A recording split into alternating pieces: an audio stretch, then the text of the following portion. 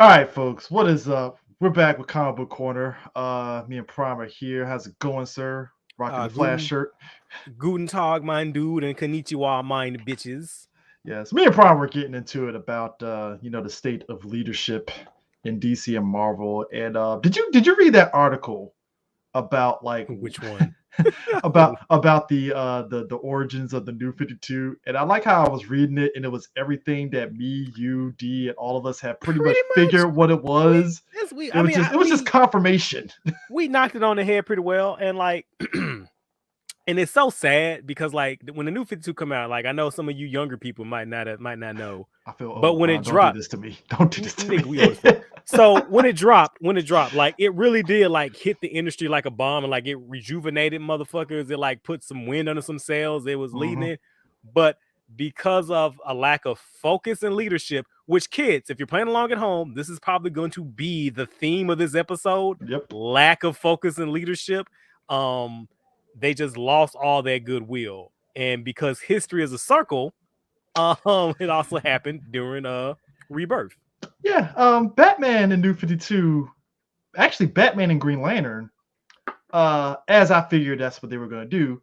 DC did not want to fuck up what they had going on with those books because they were And again, before New 52. They were really like, I think New 50, the Green Lantern had, was it on Blackest Night yet, or was it after Blackest Night? they had just ended. They had just wrapped up. So they had a good thing coming off of Blackest Night. Batman had Damian and all that shit happening, and then boom, New 52 happened. Because time is a circle. This is the same position they were in during Crisis on Infinite Earths. They were looking to reshape the brand, put some, shake status quo and shit. But they was like, yo, wait a minute. Batman and Green Lantern are selling like hotcakes. Let's not touch these books. But let's fuck with everybody else. They made everybody on the Justice League young. To this day, I never liked the idea of making Cyborg as part of the Justice League. I will forever say he should be Teen Titans forever. He's Teen Titans alive. And look, if you wanted to get more diversity points, again, kids, write that word down. We'll be talking about that a lot today too. Black Lightning was there. Black Lightning, Vixen, because that was what what's his face wow, I'm blanking out on his name when he did Justice League. Static, McDuffie. When he was on it, he had those two on there, and they were like a big deal on that team. And it's not, and it's not even John Stewart, Green Lantern, right there. No, you know what? I wouldn't even say that because I know we like to have the traditional, like we want to have the founding members be the founding members. I'm cool with that. That's fine. Yeah.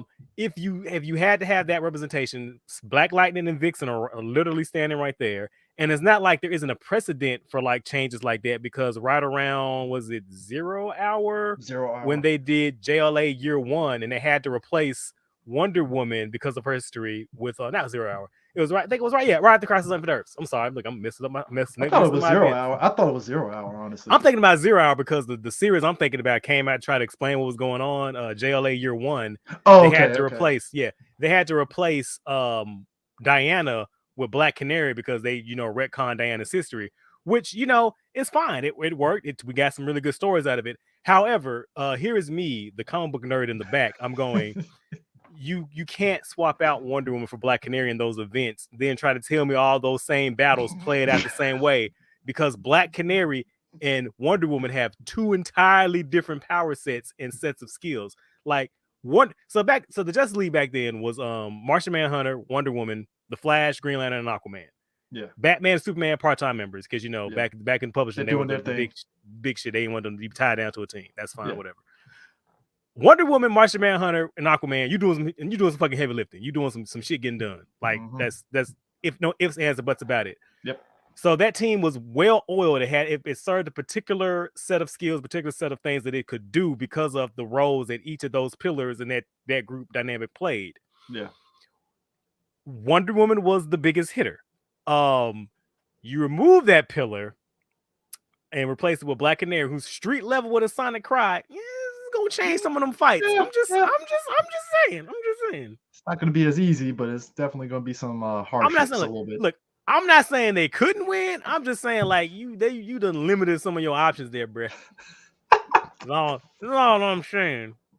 I mean, it's kind of like New Avengers and Mighty Avengers, where when you look at the team makeup after Civil War, the teams, it's like, well, one is street level, and they're clearly going to get smoked by the Mighty Avengers, but New Avengers had Doctor Strange. Doctor Strange. They're like, let's just slide Doctor Strange on over there. Yeah, the New Avengers had Doctor Strange as their get out of jail free card because otherwise they are getting smoked. And I like Luke Cage and Iron Fist, but it's like, nah. Like Century, Captain Marvel, nah, bro, they tearing y'all ass up. Actually, Prime, they had Black Widow on that team, and people forget Black Widow.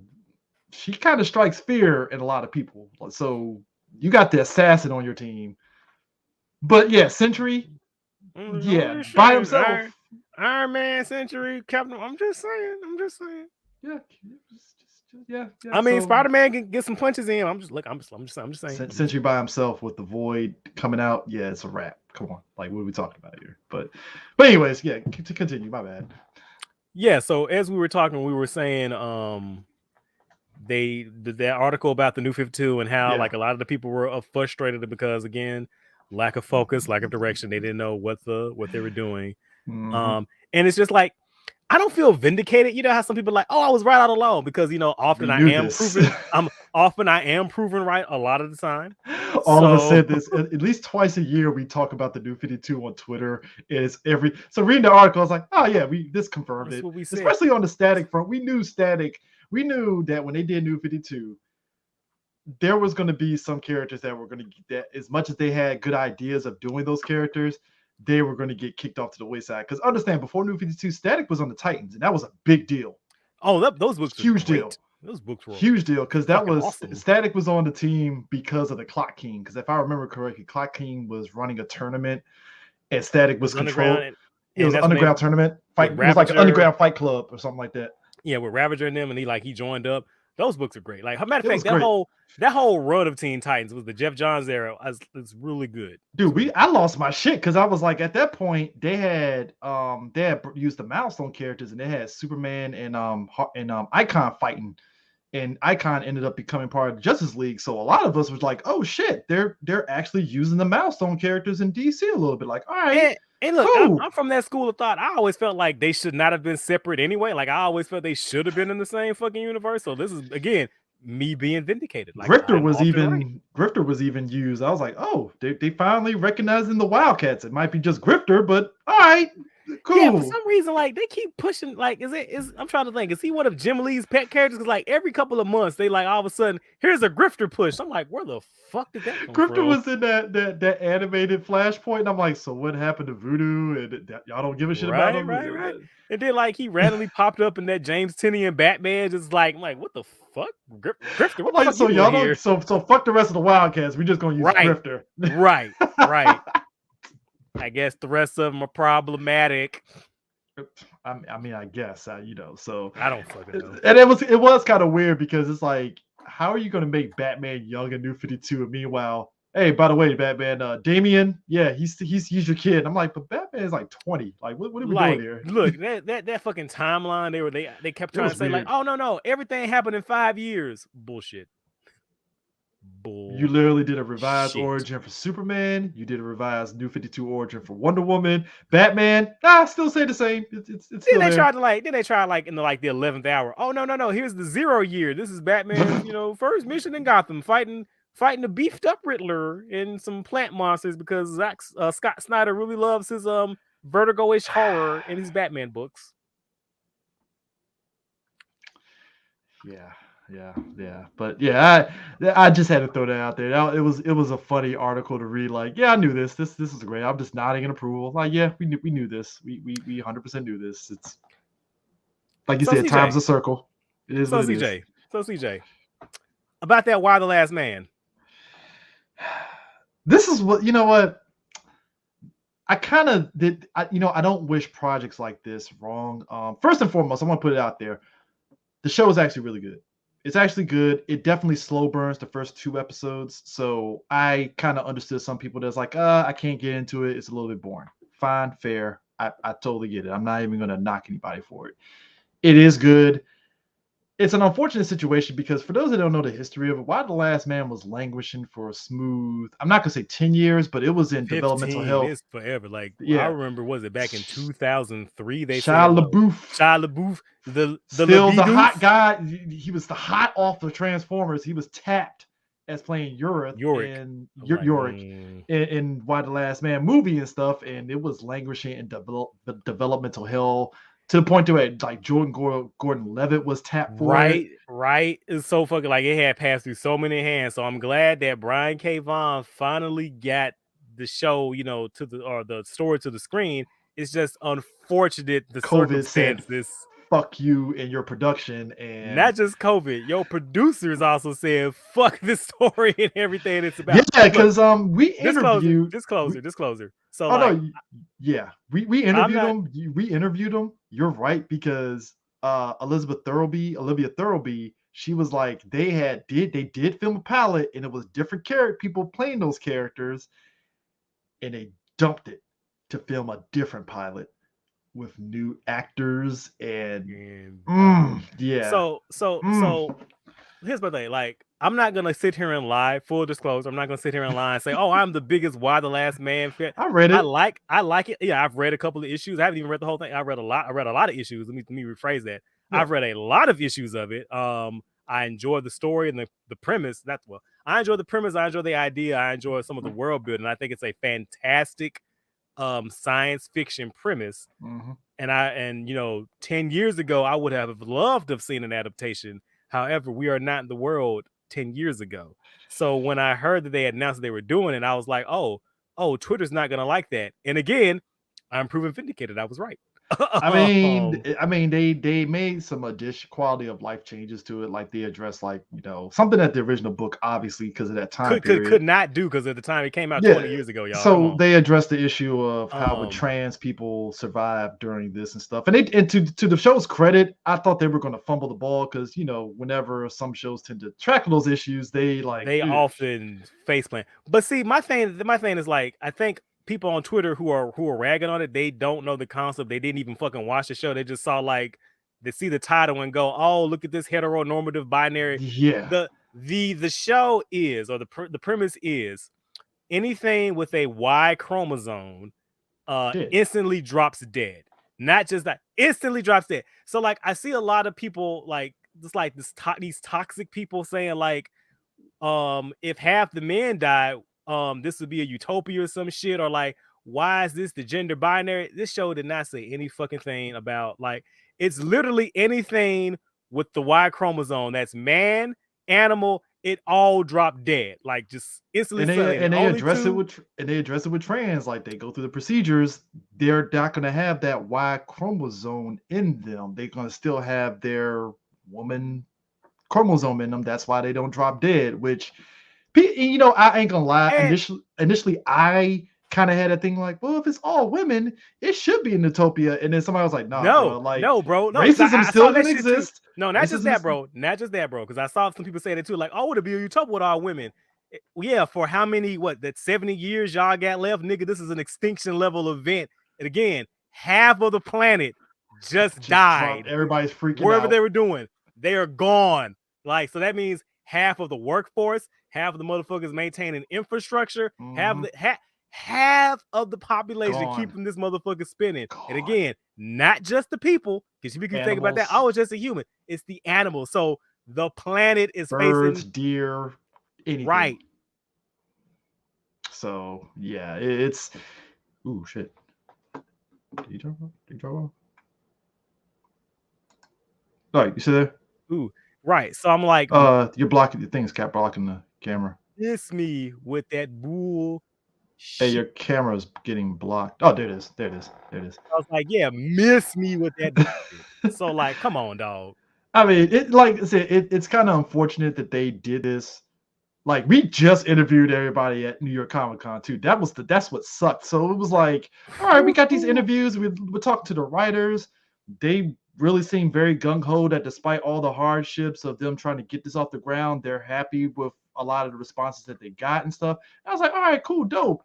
And then literally like a week after it, boom, it got canceled. I'm like, oh, it's episode 7, like they didn't even get the chance to finish out the season. That's cold as ice. That means nobody was watching this show. And what also gets me is like, reading some of the things the producers say. They were like, so one of the things about it being Yorick and his monkey being the last things on the planet with a Y chromosome, that means he's highly desirable for many reasons. Maybe people want to, kidnap him, breed him, kill him. So like a lot of the tension in the comic books, or the issues that I've read, a lot of the tensions come with Yorick trying to, hide his identity, hide his gender. Yeah. But the show was like, oh, well, he could just walk around without mask. So I'm like, a key element of the story, like a key element of some of the drama and the tension of the show, y'all just completely like, it's 50-50 on that. Kick to the curb, like the fuck? It's 50-50 on that, because like the earlier episodes kept up that facade of he had to keep his identity a secret, because, especially when he sees his mom, full spoiler, folks, because, I've watched it. The early episodes and stuff, when he meets his mom at the White House and stuff, they had to keep his identity a secret. They couldn't tell nobody because this is a big deal. And then kidnap or kill. Which one is it going to be? So like I think 2 episodes ago, one of the people that he came across, they thought he was just a trans person. So the tension was kind of like moot at that point.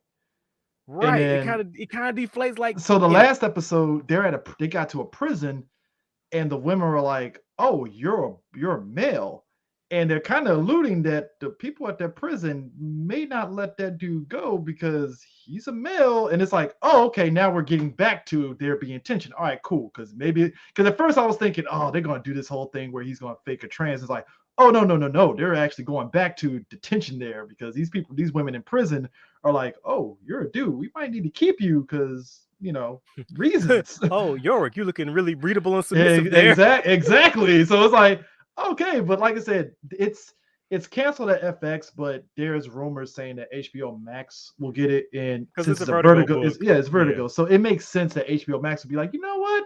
We got the money to do it. Fine, fuck it. And, we might have some free budget up with Batwoman, so let's see what we can do. Let's get to Batwoman real quick. So 2 things. I still feel bad for old girl that took over as Batwoman, because she is caught in the middle. First of all, she is fine as fuck. Like every time, like did you see her on DC Fandome? Boy, Lord have mercy. Great actress. She's doing what she can with the material she's doing, with that shitty person that she's forced to play. Yeah, she's doing a great job. She's doing fine. It's. I saw the series premiere.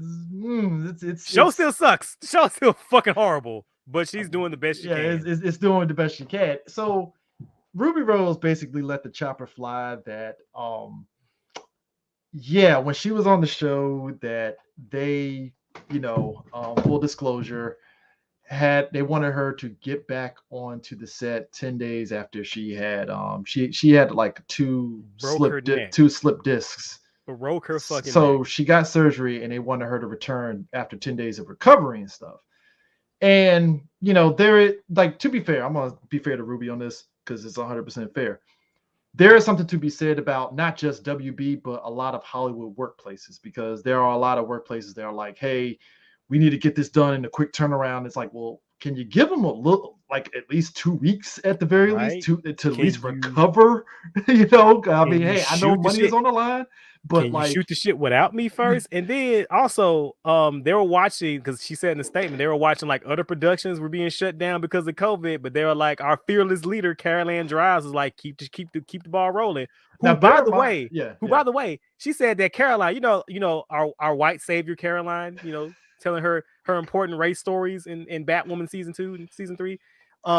She only showed up on set 4 times. Well, to be fair, the showrunner, bitch. Showrunners technically don't actually show up on set like that. That's fair. No, Ruby said that shit is rare. Now, and I know for a fact that shit is rare. 4 times throughout the entire production. Nigga, you are the captain of the ship. Boots on ground. And you expect them to be there? You bitch, please. Yeah. So on that front, she brought up the fact that one of the stunt workers, they got heavily injured and stuff, and they had to do a GoFundMe. Now, this is something that a lot of people don't know. No, she wasn't a stunt person. It was a PA who was on the phone, and they tried to make it out that it was the PA's fault who got injured because she was on the phone. But to do her job as a PA, she has to use her phone. Oh, okay. See, I thought it was a stunt person, because they mentioned there was a stunt person that got injured. The stunt dude, that was the dude who got his face almost burnt the fuck off, and they immediately had to go and do a sex scene after that. They didn't give him no time to process. They're just okay. Sucks to be that guy. So look, you just scissor her real quick. Like the fuck? I will say this. That whole season, you could tell it was a bit of a shit show, top to bottom. And I think COVID just a little bit.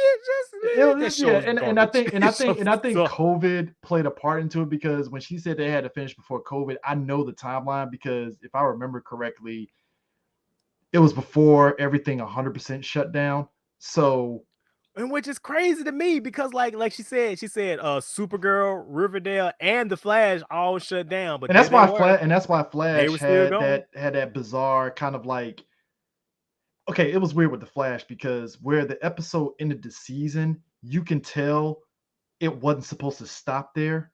Supergirl too, because it ended with that Lex Luthor stinger. Like, and you could tell that wasn't. Yeah, you could tell that wasn't supposed to be the season finale. That was probably the mid-season, and COVID kind of fucked it all up and stuff. That's why when the Flash next season picked up, it was kind of like disjointed, because it's like, this still feels like it's part of season 7. What's going on here? You know, because it was. It was.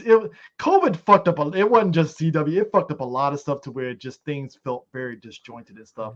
But not Batwoman, apparently, because that show was so important it had to be put out. It was content, and I could say that WB could have definitely held off at the very least and stuff, and unfortunately it created this big thing. Now what I also don't like is how, like, she also said some dude was just being a complete hold on, she was like, she was letting Chopper fly. She called out this dude on some Me Too allegations because he's having women steam his pants while they were still on in the crotch area. That's fucking disgusting. She said our boy DuRay Scott, poor DuRay Scott, but apparently he's a massive cunt on the set. Our boy who played veteran of the game, so I kind of expected him to be very hardcore any damn ways, because this is the guy that did Law and Order, so he runs a tight ship. Wolverine, goddammit. He runs a tight ship, so I kind of expected there to be a level like, oh yeah, it's DuRay Scott. We know he's an asshole. So right, our boy who played Luke Fox, apparently he's also a cunt. They like emotionally blackmailed her, saying that you got to come back to work, or otherwise all these people are going to lose their job. He's going to replace everybody because we're not going to recast you. Oh, spoiler alert, we skip ahead. Oh, they ended up recasting her anyway. Oh. Now, flip side of that, though, now here's the thing. There is a story out that she was being assholes towards the cast and crew too. Well, that's what I'm saying. So like somebody, it's like, I feel like the truth is somewhere in the middle, because like the initial statement. Two things can be true, to be fair. I do think two things can be true. That's why it's like, maybe the reason she was an asshole on set was because of all these unsafe conditions and the fact that I literally broke my neck for you fucking people. So it's like, there could have been a meet in the middle of like, all right, let's calm down. We're both pissed off. Where can we really just meet in the middle and do this? And I think that's the issue, is that both parties did not meet in the middle, and that's why we're getting both sides firing a chopper at each other. And it's like, oh yes, did you see that statement the WB released? And they're like, they call her revisionist history. Like, really, bitch? How did she revise her neck getting broke? How did she do that? Like, I want that ability. That sounds amazing. WB could have been like most companies and been passive aggressive about it in a way that not do that, and we would all been like, no, they basically said that bitch is a liar. They said fuck her, fuck everything she stands for. We ain't with that. Because it's the same thing with Ray Fisher, where it's like, yo, Ray, you could have handled that shit better. And I understand, because I even said, like, look, I understand Ray's gripe, because hey, you wanted your scenes that you filmed with Snyder to come into the movie.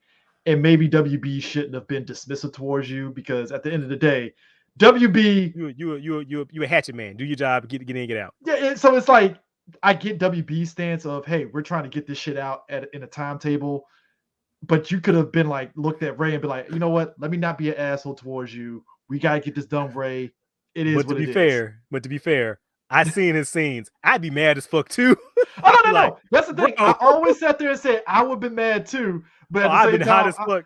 I'm looking at WB like, you could have just said, hey, Ray, we get it. We understand. It's just, like, we're trying to get this out. We're just trying to get this out. We'll do you justice in your solo movie. Like, let's meet somewhere. And that's what sucks about these scenarios. It's like, both parties could be adults about it. And the problem is, it always starts with one side being dicks. And it's like, well, it's a cause and effect. Because if you're being a dick towards somebody, what do you think is going to happen? I mean, CJ, there's a line where between, just being a rude company and telling somebody to risk their health and safety. And that's the thing. That's the dick move on WB. It's like, to come work on fucking Batwoman. That's what you want me to risk my like fucking life for? Like you could have told Ruby, hey Ruby, you know what? We'll give you 2 weeks, and then we'll slow roll you into the thing. And then it's like, all right, cool, fine. I'm like, 2 weeks, cool. What late stage capitalistic bullshit is this? You said 10 days and then said go fuck yourself. I'm like, whoa, like can you give her 2 weeks? Like, damn. Put the cow back on. So she's like, so everybody said I was stiff. And look, I admit I was one of the ones that said she looked stiff as fuck and said that she didn't want to like she wanted to be in the suit. It turns out in full context, it probably was fucking hurt with a broken neck to be in that rubber ass suit. At the same time, Prime, I don't think she was fit for that work schedule for Batwoman 2 at the same time. And so she complained about taking a pay cut. So I was like, so I'm thinking there's a lot of factors that congealed here. Like, there's a lot of nuance here. That's what I'm saying. I'm not saying it's like there are certain people. It's like Ruby up to this point. I want people to understand this. Ruby up to this point, she was always supporting characters in movies where she didn't have to do any talking. Like John Wick, she was a silent character. I was just about to say, everybody brings up John Wick. Anything. Yeah. Everybody brings up John Wick. Oh, she was an amazing actor in John Wick. She didn't say shit in John Wick. Like a couple of sign language shit. That's it. What the fuck? What the fuck are you talking about? Do I think she could have been like Steve Amell and kind of got into the role pretty improve?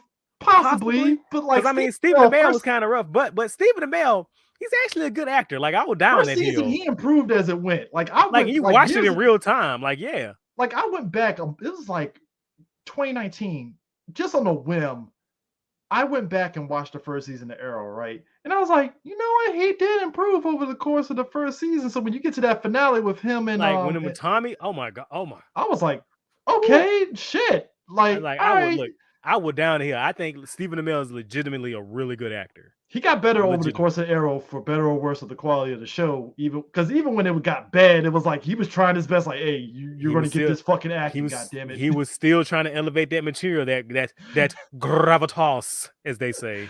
That's why I was like, people gave him shit for fucking Casey Jones in the Turtles movie. I was like, he was fine. He was good. What are you talking about? I think he was one of the best actors in that fucking movie. Y'all talking about? Look, that was better than the first movie. Personally, I state my claim. I like that second movie more than the first movie. Even with Tyler Perry paying Baxter Stockman, I was like, you know what? He's a great Baxter Stockman. I don't give a shit. Give me more Tyler Perry, Baxter Stockman. God damn it. You know what? I feel like that second Ninja Turtles movie suffered a lot of bit from that the kitchen sink syndrome. It was like, oh, let's finally do the Technodrome. Yeah. And I was like, Bebop and Rocksteady. I'm like, I like Bebop and Rocksteady though. I did like that. I liked the better Shredder. I thought it was great. I think they should have just stuck with Shredder and Bebop, Rocksteady, and that's it. Don't even do Krang and Technodrome. Yeah, I feel like the Utrom, that could be like their own movie. That should have been after credits of like, oh, Shredder is in the third dimension and he sees fucking Krang and that. And I was like, all right, cool. You set your third movie up. But like you said, kitchen sink in that third act, it's like, that's a lot. It's a lot, guys. That's a whole lot. I mean, I'm sitting here going like, can I just get City at War? I just need what? You already gave us the Ninjas and Bebop and Rocksteady. That could have been a great finale. I would have been fine with Ninja Turtle Gang Warfare and shit. Like you didn't have to give me the goddamn Technodrome. I mean, I appreciate the effort. I like New Shredder. You could have had him fighting the Turtles, and that would have been a dope ass fight even more. Right. We could have just remade the ending to the Ninja Turtle 4 video game. I'm okay with that. Could have been the kind of sort of the ending to the '89 movie. With Shredder right? Throwing the ooze Hadokens. Can we get some of that? Hey, look. I will fight that '89 movie. People sit there and say, the '89 movie, that 1990 movie didn't hold up. I'm like, go fuck yourself. You full of shit. Suit actors still hold up. The first Ninja Turtles movie is one of the greatest comic book movies ever fucking made. And I will fight motherfuckers on that shit. Nigga. Look, Raphael fighting them dudes on the roof. Bro. We got a live action version of City and Return to New York. A live action version of Return to New York. Go fuck yourself. Go fuck yourself. The movie's great. I don't care. Like people sit there, hold up. I'm like, tell me what hold up means. Lie. It's like, come on, man. What are you talking about? It's like, well, it looks dated. Of course it looks dated. It's 30 fucking years old. It's grimy New York in 1990. Have you been to New York in 1990? It would be like, oh, this is pretty grimy. Pretty grimy in 1990. This dude looks fake. Tell me how a 6 foot tall turtle man is supposed to look like. Show that to me right now. Draw it. Also, come on, people. Like a guy in a suit being able to do backflips and be as agile like that's insane. Oh my gosh. Like them fight scenes, like you got to remember them dudes in them heavy ass suits. Did you see that behind the scene feature where they were talking about how like they had to take a copious amounts of breaks because in between each takes, like the dudes inside, like the suits were filling up with sweat. There's and they had animatronics inside the fucking mask. I want people to understand that there's animatronics in the mask while they're doing backflips and shit. And these niggas is doing martial arts, doing the karate. Even Turtles 2. Right. Whatever you felt about the quality, they're still doing the same shit. Them suits still popping. They still doing backflips and shit. 3, you could tell they were like, all right, we can't really do ridiculous shit, so we're gonna have them doing the armor. Deteriorating, so we just put them in the armor. Put a head on it, and hope they'll not squint hard enough. Like, so while we're talking about Ninja Turtles, so are you catching up with The Last Ronin? I'm actually haven't caught up with that. I'm hearing good things about it though. It is consistently one of the best books on the stands. If you're not reading The Last Ronin, you're a Ninja Turtles fan, you are doing yourself a grave misservice. Spoilers. So right now, they're Michelangelo, who is the last Ronin, is prepping up his last assault to get revenge on the last living Saki, who was taking over New York and put it on like a Blade Runner police state. And we're getting all these wonderful flashbacks. Oh my god, the art in this book. The art is really good. It's so good, man. And when I say it's so good, like I saw someone like try to say like, why does everybody like this art? Because it is an effective use of the comic book medium. Like it's hard to explain without like not holding the issue in front of you, because like there's this one part in the latest issue where Michelangelo was talking. It was a flashback, and the art style changes for the flashback. And when you turn the page, like the framing is the present day and the correct art, and not correct, but the present day art style. But when you turn the page, the art style and the framing of the panel and the position, it's the same on both sides. So like it's like I said, without showing it, without having it hold it up in front of you, like it's hard to explain, but like it uses the comic book medium in such an effective and amazing way. It's been so long since I've seen it. I think the last time I've used someone take this much advantage of the medium, I think was that Dial H for Hero by was it Sam Humphries? Might have been Sam Humphries, I think. Yeah, who did a lot of really trippy things with the fact that this is a comic book. Yeah. So I'm a straight up bitch for that shit. So yeah, I dig it. So I finally caught up with Immortal Hulk after everybody was talking about Immortal Hulk 50 and stuff. I was like, all right, let me read up. Let me read up on this. I was like, let me go ahead and catch up with it and stuff. Al Ewing and them, much like Hickman, they definitely shoot for the moon on high concept. We saw it in Ultimates, which I thought was fucking phenomenal. Ewing did really phenomenal with that. And with Immortal Hulk, he's definitely going whole high concept with it again. And I kind of get why people are kind of 50-50 on it. I can see that. So I read the last issue last week. I've sung the praise of this book since I started reading, because I said I didn't know the horror aspect of it and everything is great. I didn't know I wanted a body horror Hulk book until I read it. So I'm going along. I'm feeling it. We're reading this last issue. I have a couple of like tiny nitpicks. Full spoiler alert. The fact that he has a power, like there is somebody that's like the one, was it the one below all, or is it the one above all? Spoilers. Spoilers. My bad. Spoilers. It's both. So if you know anything about Marvel cosmology, the one below all is essentially like the actual one true devil. Yeah. And the one above all is actually the one true God. Not a god, not a deity or a god-like being, just but a god. No, it's the God of the Marvel universe. Oh yeah, the God. Yeah, the God. The one above all. Yeah. And so in this issue, they reveal that the one below all is actually a Hulk, and he is the Hulk of the one above all. Yeah. Which, sure. Okay. Again, high concept idea. It's just like, and yeah, and I also like the fact that it didn't end in a big, punch fight. Yeah. And it framed like the one thing that the Hulk needs is mercy and compassion and understand. So I like what it's putting down. Yeah. I didn't like the retcon where they're revealing that the Stearns line and the Banner line are or they're like distant cousins now or some shit. Like what? Yeah, Like, that was help weird me because out. I was like, So like it's like did you have to make them cousins? Like, his all right, I his guess. Bruce's great grandfather and Samuel, the leader's great grandfather, Yeah. were brothers, and the Uh-huh. brother cheated on him with his and the okay. So the scientist is the leader's ancestor, the great grandfather, Yeah. and the pastor was the Hulk's great grandfather, and they're brothers. Yep. So the scientist cheated on, had sex with the pastor's wife, and was gonna give birth, and so the pastor kicked the kid and the wife out and killed his brother. And it's alluded to that that now the leader and the Hulk are related. Yeah. And the scientist brother was doing some experiments on radium. Was it radium? It was radium. It was radium. And so like, okay, sure. I mean, I understand. I get your Cain and Abel thing. I'll let you cook your meal. They've been building up that whole Cain and Abel idea. It's been cooking like that for a while, but I didn't think they were actually gonna go full tilt into that. So when I read the backstory, I was like, well, of course it's Cain and Abel. Why wouldn't it be? Because again, the symbolism. Like, sure. Like I said, I'll let you cook. But I also say, like, once I got to the ending, and the book literally ends like an episode of the old Hulk TV show with Lonely Man playing in the background. And I'm sitting there like kind of just stroking my chin after going, I don't think we earned that status quo reset. Like, I know the end of comic books, you got to put toys back in the toy chest for the next writer. I get that. But I feel like all these different revelations and the Green Door and like Rick Jones, I feel like we didn't earn that. I feel like but the fact that Hulk is out there. Hulk is literally yelling at God like, "Am I made to suffer?" And I'm like, sure, I guess that's your purpose of life, is to be made to suffer, and stuff. And it's like, it's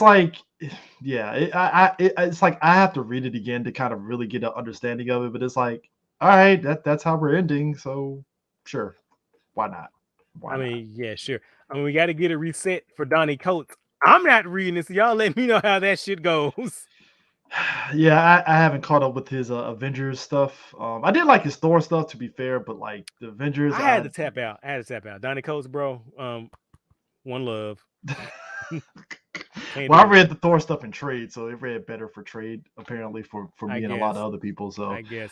And speaking of Avengers, like, look, it's been a while. Jason Aaron, I had to finally pull the cord. Like right after again, another guy, great Thor run, but just Avengers. Like what is he thinking? What's going on? Like, I think I said I feel like a lot of his things in Avengers, he works backwards. Like he thinks, oh, this would be a cool visual, or this is a cool idea. Like, wouldn't he be cool if so-and-so was the Hulk? No, Jason, that wouldn't be cool. He's to Avengers what Bendis is to Superman and Justice League and DC. Just murdering the brand. Like why? Just, what are we doing? Just what's their gift? You could do that. You could, but why? Why would you do that? Why would you do any of that? What's the purpose? It's like, and like, I finally after Heroes Reborn, I just finally said, you know what? Which good. I knew was not going fucking nowhere. What a waste of time. I'm sitting there because at first I'm thinking Heroes Reborn is like, are they trying to revive Heroes Reborn and trying to lock it into this new 616 Marvel? And then I'm reading, I'm like, oh, so it just went nowhere. This was nothing again. So it's just like he just wanted to tell off-brand Justice League story that goes nowhere. Oh, okay. Thanks. Sure. Oh, sure. Thanks. Sure. Thanks. Also, thank you for introducing me to the Silver Witch, then doing nothing with her. Go fuck yourself. I appreciate that. We say that now, and then all of a sudden Hickman gets his hands on her, and it's like, oh, well, of course. Please. Fucking please. So, speaking of our man Hickman, who popped smoke on X-Men. he's easing back on his hold on X-Men titles. He's easing back. He is gone. No. He's not fully gone. What it is his last issue was Inferno. No. What I'm saying is, he's letting other writers kind of basically take over what he's doing and stuff. He's still overseeing it, but he's not like actively involved per se. No, he is gone. He's gone. Oh, they made it seem as though he's not actively involved, but he's still kind of like looking. You didn't see that press release? He's like, yes, that's one of the reasons why he's leaving. Like, he's like, I'm gonna go do my thing on Substack now. Yeah, Substack is gonna be very interesting for a lot of creatives because it's like the NFT craze. It's like, so I get you're gonna value your stuff, but like, is it going to really I don't know. It's just like NFT. I'm still trying to understand that whole market and the whole thing of it. Like, I don't want to say it's going to be kind of like how the comic book bubble was, where it's going to bust. But I have a feeling it is going to get there. It's going to get there. We're there. Oh, you really think we're there? You see that article they are talking about, like, people were complaining, like, because of so many people jumping on, now the market for NFTs are going down, and I'm like, okay, it's like crypto. Cool. I'm like, all right, it's like crypto, and like, nothing of value was lost. Like, I really fucking hate dude bro tech culture like so fucking much. Crypto was only good when it was this niche thing. That's why you see a lot of folks that did jump on Bitcoin like years ago. They're rich now because they jumped on it when it was this niche thing before it became mainstream. So now it's like, well, I can just sell this shit because it's worth $1 million and I'm rich and I can just sit on it. And I'm like, in the grand scheme of things, I probably should have jumped on crypto just for shits and giggles years ago, but my dumb ass. Don't even think about this shit. And like it happens. And now you try to jump on crypto and it's like, well, there's no point because you're not going to make millions upon millions. The speculator market, whatever, done fucked it all up for everybody. Good job, y'all. I remember when that speculator thing killed comics, man. To be front row and center to that shit, it was just right. It was wild. And it really sucked because I don't think, again, young kids at home, this might sound strange to you when we actually go to stores and buy comic books with your fangled tablets and your comicsologies, but it's being a comic book collector. Then like it sucked ass. Yeah, because my parents are buying it, so yeah. Motherfucker, every comic book I got, I had to earn through some like chore. It was like I was being bought with my money. I bought some at the grocery store. Hey kids, you could buy comic books at the grocery store. That was a thing. Right. Newsstand market was amazing. So like it really sucked because you have all these people who the speculators coming in just buying up shit thinking like, oh, this is gonna be like Action Comics 1 and Wildcats #1 is gonna be worth $1 million. I can send my kids to college. No, you're not. Do you understand why Action Comics #1 is so valuable? It's because it's rare. Shit that's being mass produced at the quantity that modern comic books are being mass produced, we're never gonna reach that status because it's literally in millions of people's hands.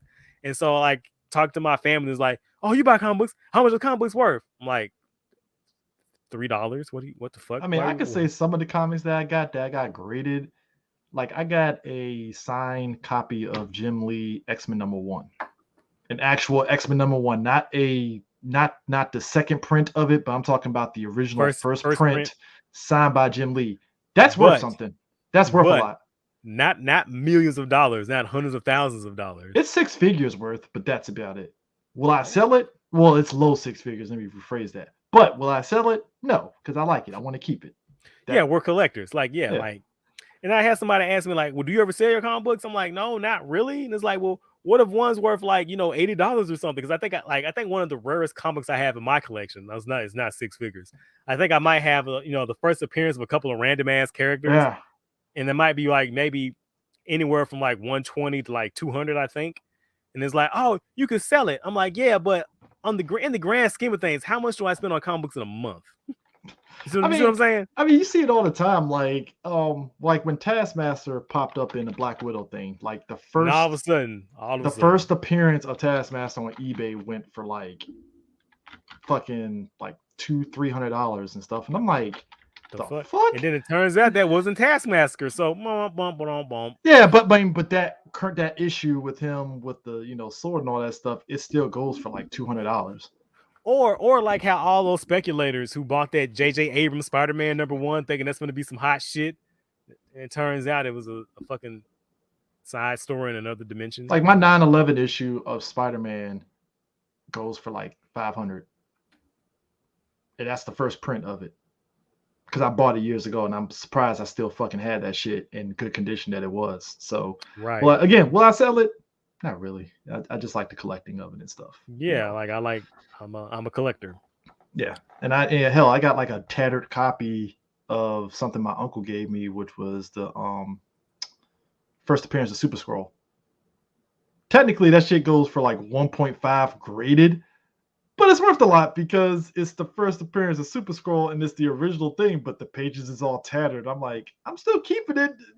Why not? I mean, come on. It just is what it is and stuff. But I think that NFT, like you said, it's definitely going to bubble burst, so to speak. So I caught up with with the latest news about Clark's son John Kent being bisexual, coming out as bisexual and stuff. I caught up on the Superboy book, and the book is actually pretty good. I ain't gonna lie, I actually like it. It's funny, I think we've preached this multiple times and stuff, whether it's me, you, and D. I feel a lot of people like the idea of comic books, but they don't read comic books. So it was funny seeing somebody like Dean Cain, who was fucking Superman, sit there and be like, I can't believe they're making Superman beloved character bisexual. I'm like, well, see, that's the thing. Like, that's the catch-22. So like all these headlines are running with that, that's incendiary headline, like DC makes Superman gay, and then when people go, what? And they go, it's his son. You fucking bigot. You think. But then why would you run with that headline? Like, why would you? They knew what they were doing. They knew what they were doing. And I hate that. I hate it. And a lot of these outlets know what they're doing, and that's kind of why I always push back whenever they do these articles about like, oh, this show is going to have the first gay appearance of this. Like, don't run that article. Shut up. No one cares. No one cares. Nobody cares. Like John Kent being bisexual. All right, cool. Well, see, look, and then also my thing. This is also announced like literally a couple of days after they just announced that Tim Drake was bisexual. So it looks like they're tailing behind that and copycatting. And did you read the press release from Tom Taylor when they came out with it? What did he say? I didn't read it. You don't seek it out, because like after I got through reading, I kind of wanted to punch him in the face, because I have never seen a statement just dripping, like marinating in white saviorism. Like, what did he say? So this dude who's not even American, who hijacked National Coming Out Day in America, of course, and made it. That's peak white people right there, right? And made the National Coming Out Day about him. Actually, that's peak straight people shit. By the way, the phrase that. Like, dude, no one like he 1000% made it about him. He's like, I felt it was important that people see themselves reflected, bro. Anyone who has to see themselves like, one for one, the people who think that way, they're fucking narcissists, and we ignore them. Like the same people who say like, I can't relate to a character unless they look like me, think like me, act like me. You're a narcissist. It's the same motherfuckers who's like, oh, I didn't realize how precious life was until I had a kid. Really? You didn't consider life precious until somebody that looks like you popped up out of a fucking woman's vagina. Until you literally had skin in the game, you didn't think life was precious just by not just viewing other people as equal and valid as you are. You fucking narcissistic cunt. Like, I hate that shit. Like a woman sitting up there saying, I didn't believe rape was real until I got raped. I'm like, what the fuck? Look, I've had motherfuckers are so fucking like, it's insane. It's insane.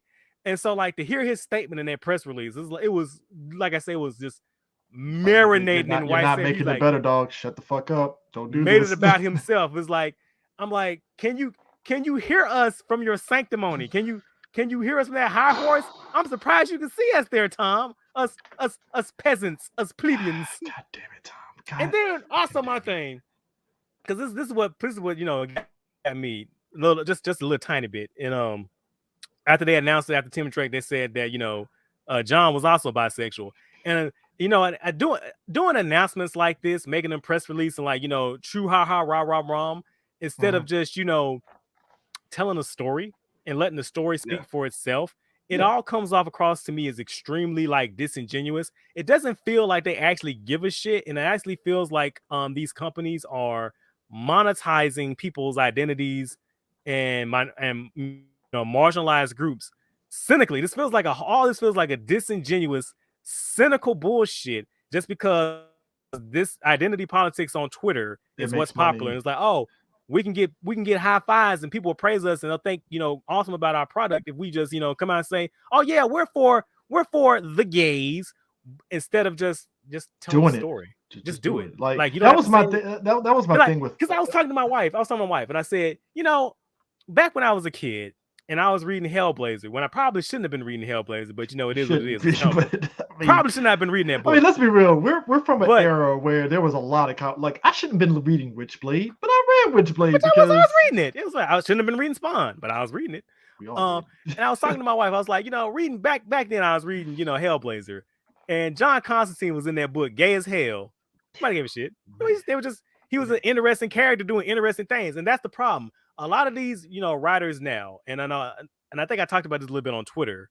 Is one of the reasons why I kind of stepped back a little bit from comic books, because I was getting so tired of the nihilistic narcissists who can't think of anybody but themselves. So all the characters and all the stories and all the books that they write are also nihilistic narcissists, and that shit is soul draining, it's soul crushing, and it's all done so nakedly, cynically, and disingenuously, and like using people as like shields from criticism. Like that really bothers me, because I talk about this again a lot on Twitter about how like I don't appreciate how whenever Disney feels some heat, they feel that they need to throw up fin and go, look, a black man.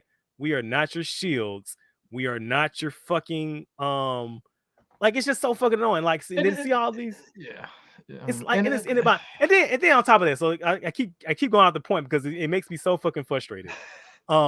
Because after they announced John, and I said like this would be great if this wasn't like the 6th or 5th time they've done this in the last like 3 years. Because first they announced like, oh, Wonder Woman's bisexual, and I went, okay, that makes sense. We've been on that shit.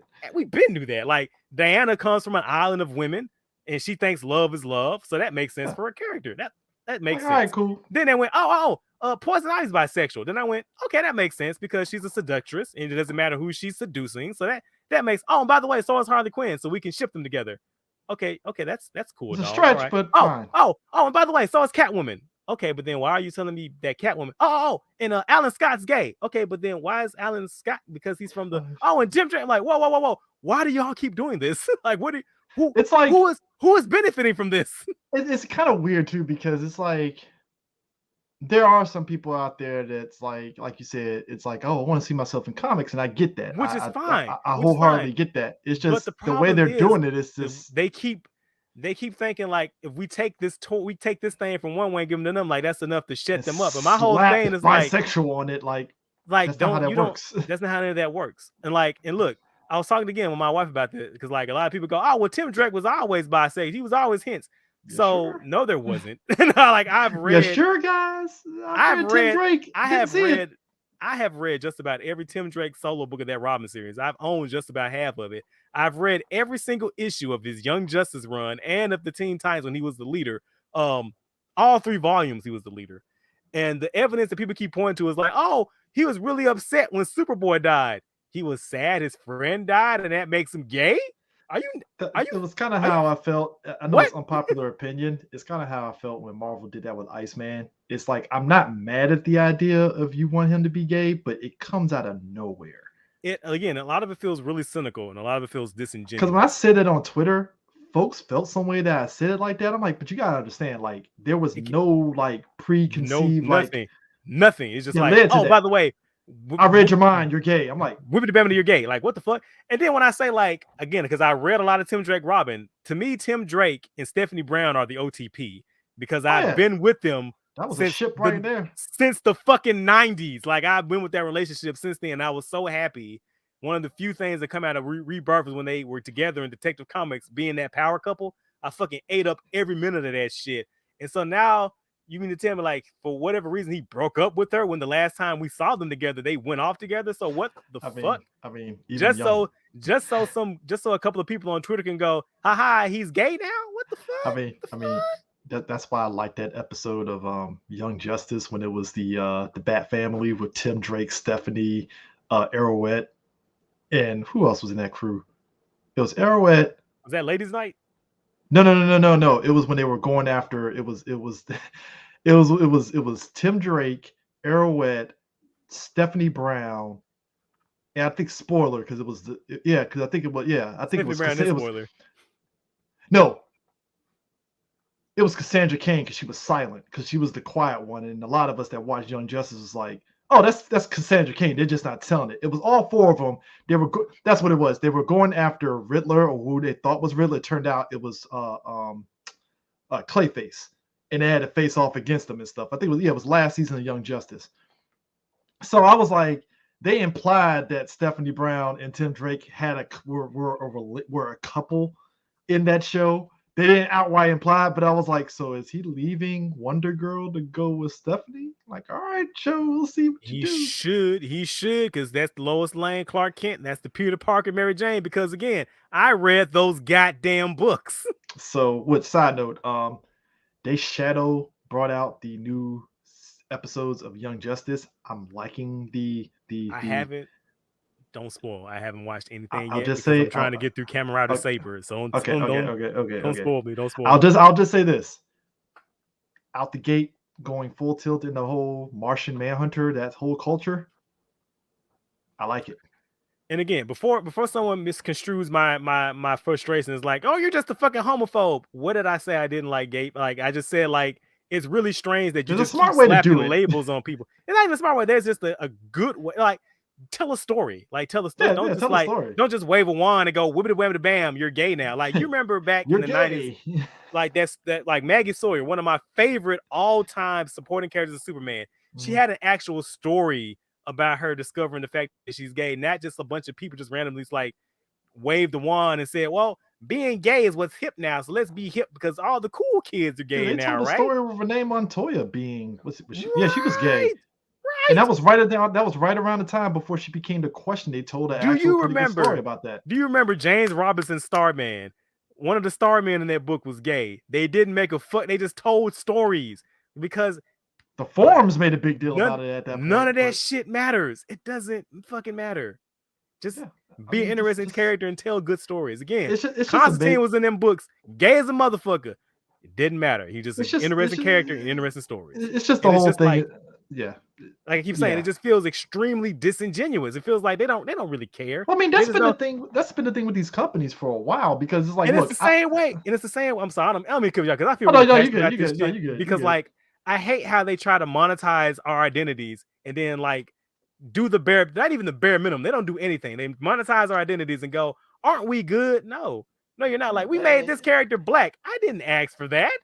And that's the thing. It's like, for as much as I give Disney credit for certain forward-thinking ideas, it's the stuff like Finn, where it's like you could have like, I can understand on a marketing point that you give Finn the lightsaber and the production thing. It's like, all right, guys, I get you wanted to market it that way. You didn't have to do that because if your whole story, because the thing of it is, it's not the fact that I personally was asking Finn to be a Jedi. If you want to make him like the face of the rebellion, do that. That's what you did. You said like, oh, this is the new face. This is the new main character. He has a lightsaber, so you know that all the black people, because that's what y'all do. That's what y'all do. Like, look, your representation. You're going to be the lead. Oh, psych. Turns out you're not. Oh, and like I said, thank you for the money. If you want to give it to old girl being a Jedi, that's fine because you can still tell a story about Finn being the face of the rebellion. It works. But tell a story. That's all we're asking. And to be fair, it was telling a story, and it's just as like Last Jedi and even Rise of Skywalker. No matter how much I feel about it, when I look back at the marketing, it's like you had a trajectory. You had a trajectory where you made Finn, regardless of whether he was force sensitive or not, he was going to be like the guy that's going to be the next generation leading the rebellion, and you kind of just dropped the ball. And it's like the thing with Disney. On top of that, when they do the stuff with like Eternals comes out, right? I appreciate the fact that they actually casted somebody that's actually, deaf as one of the Eternals. That's great.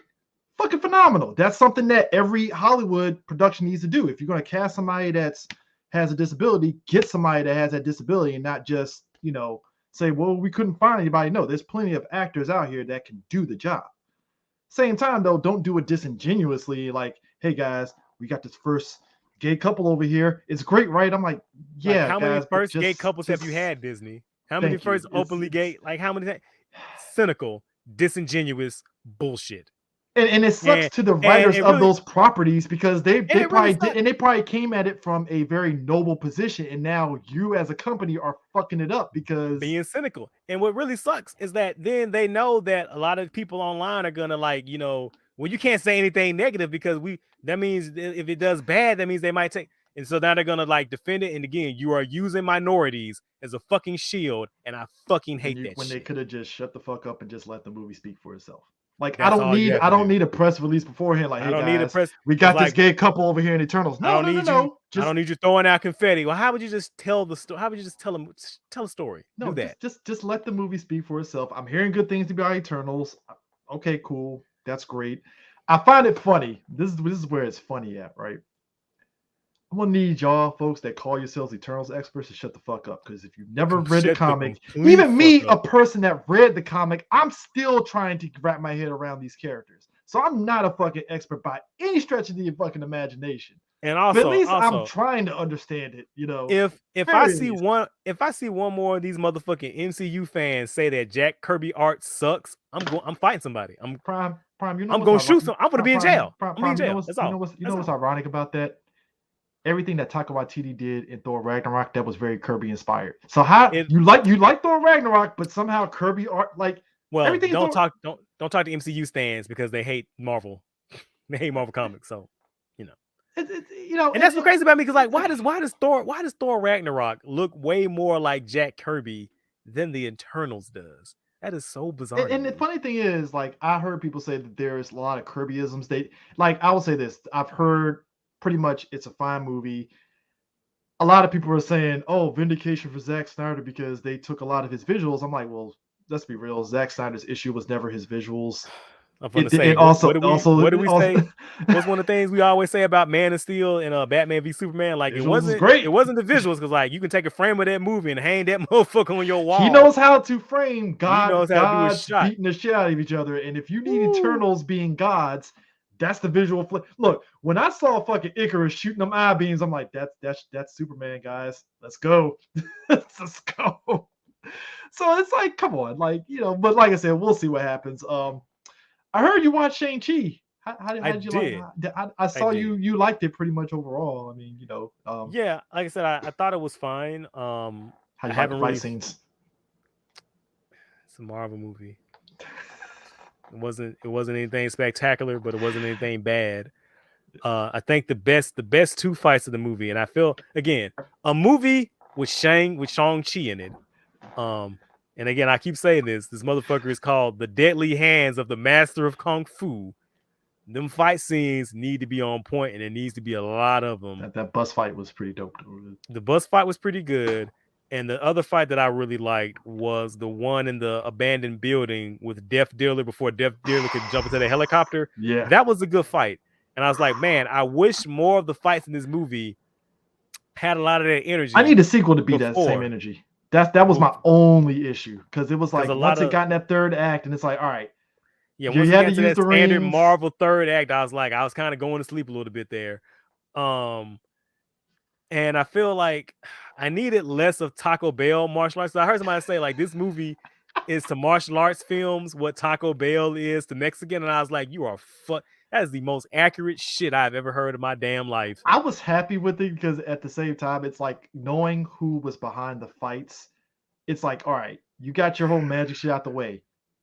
In the sequel, focus strictly on the hand-to-hand shit and just do it. Because your hand-to-hand shit was dope. It was actually way better. It was kind of like how when you got to Winter Soldier. Okay. It was like when you got to Winter Soldier and you saw Cap actually out here fucking kicking the shit out of those dudes on that boat. I was like, I need more of that.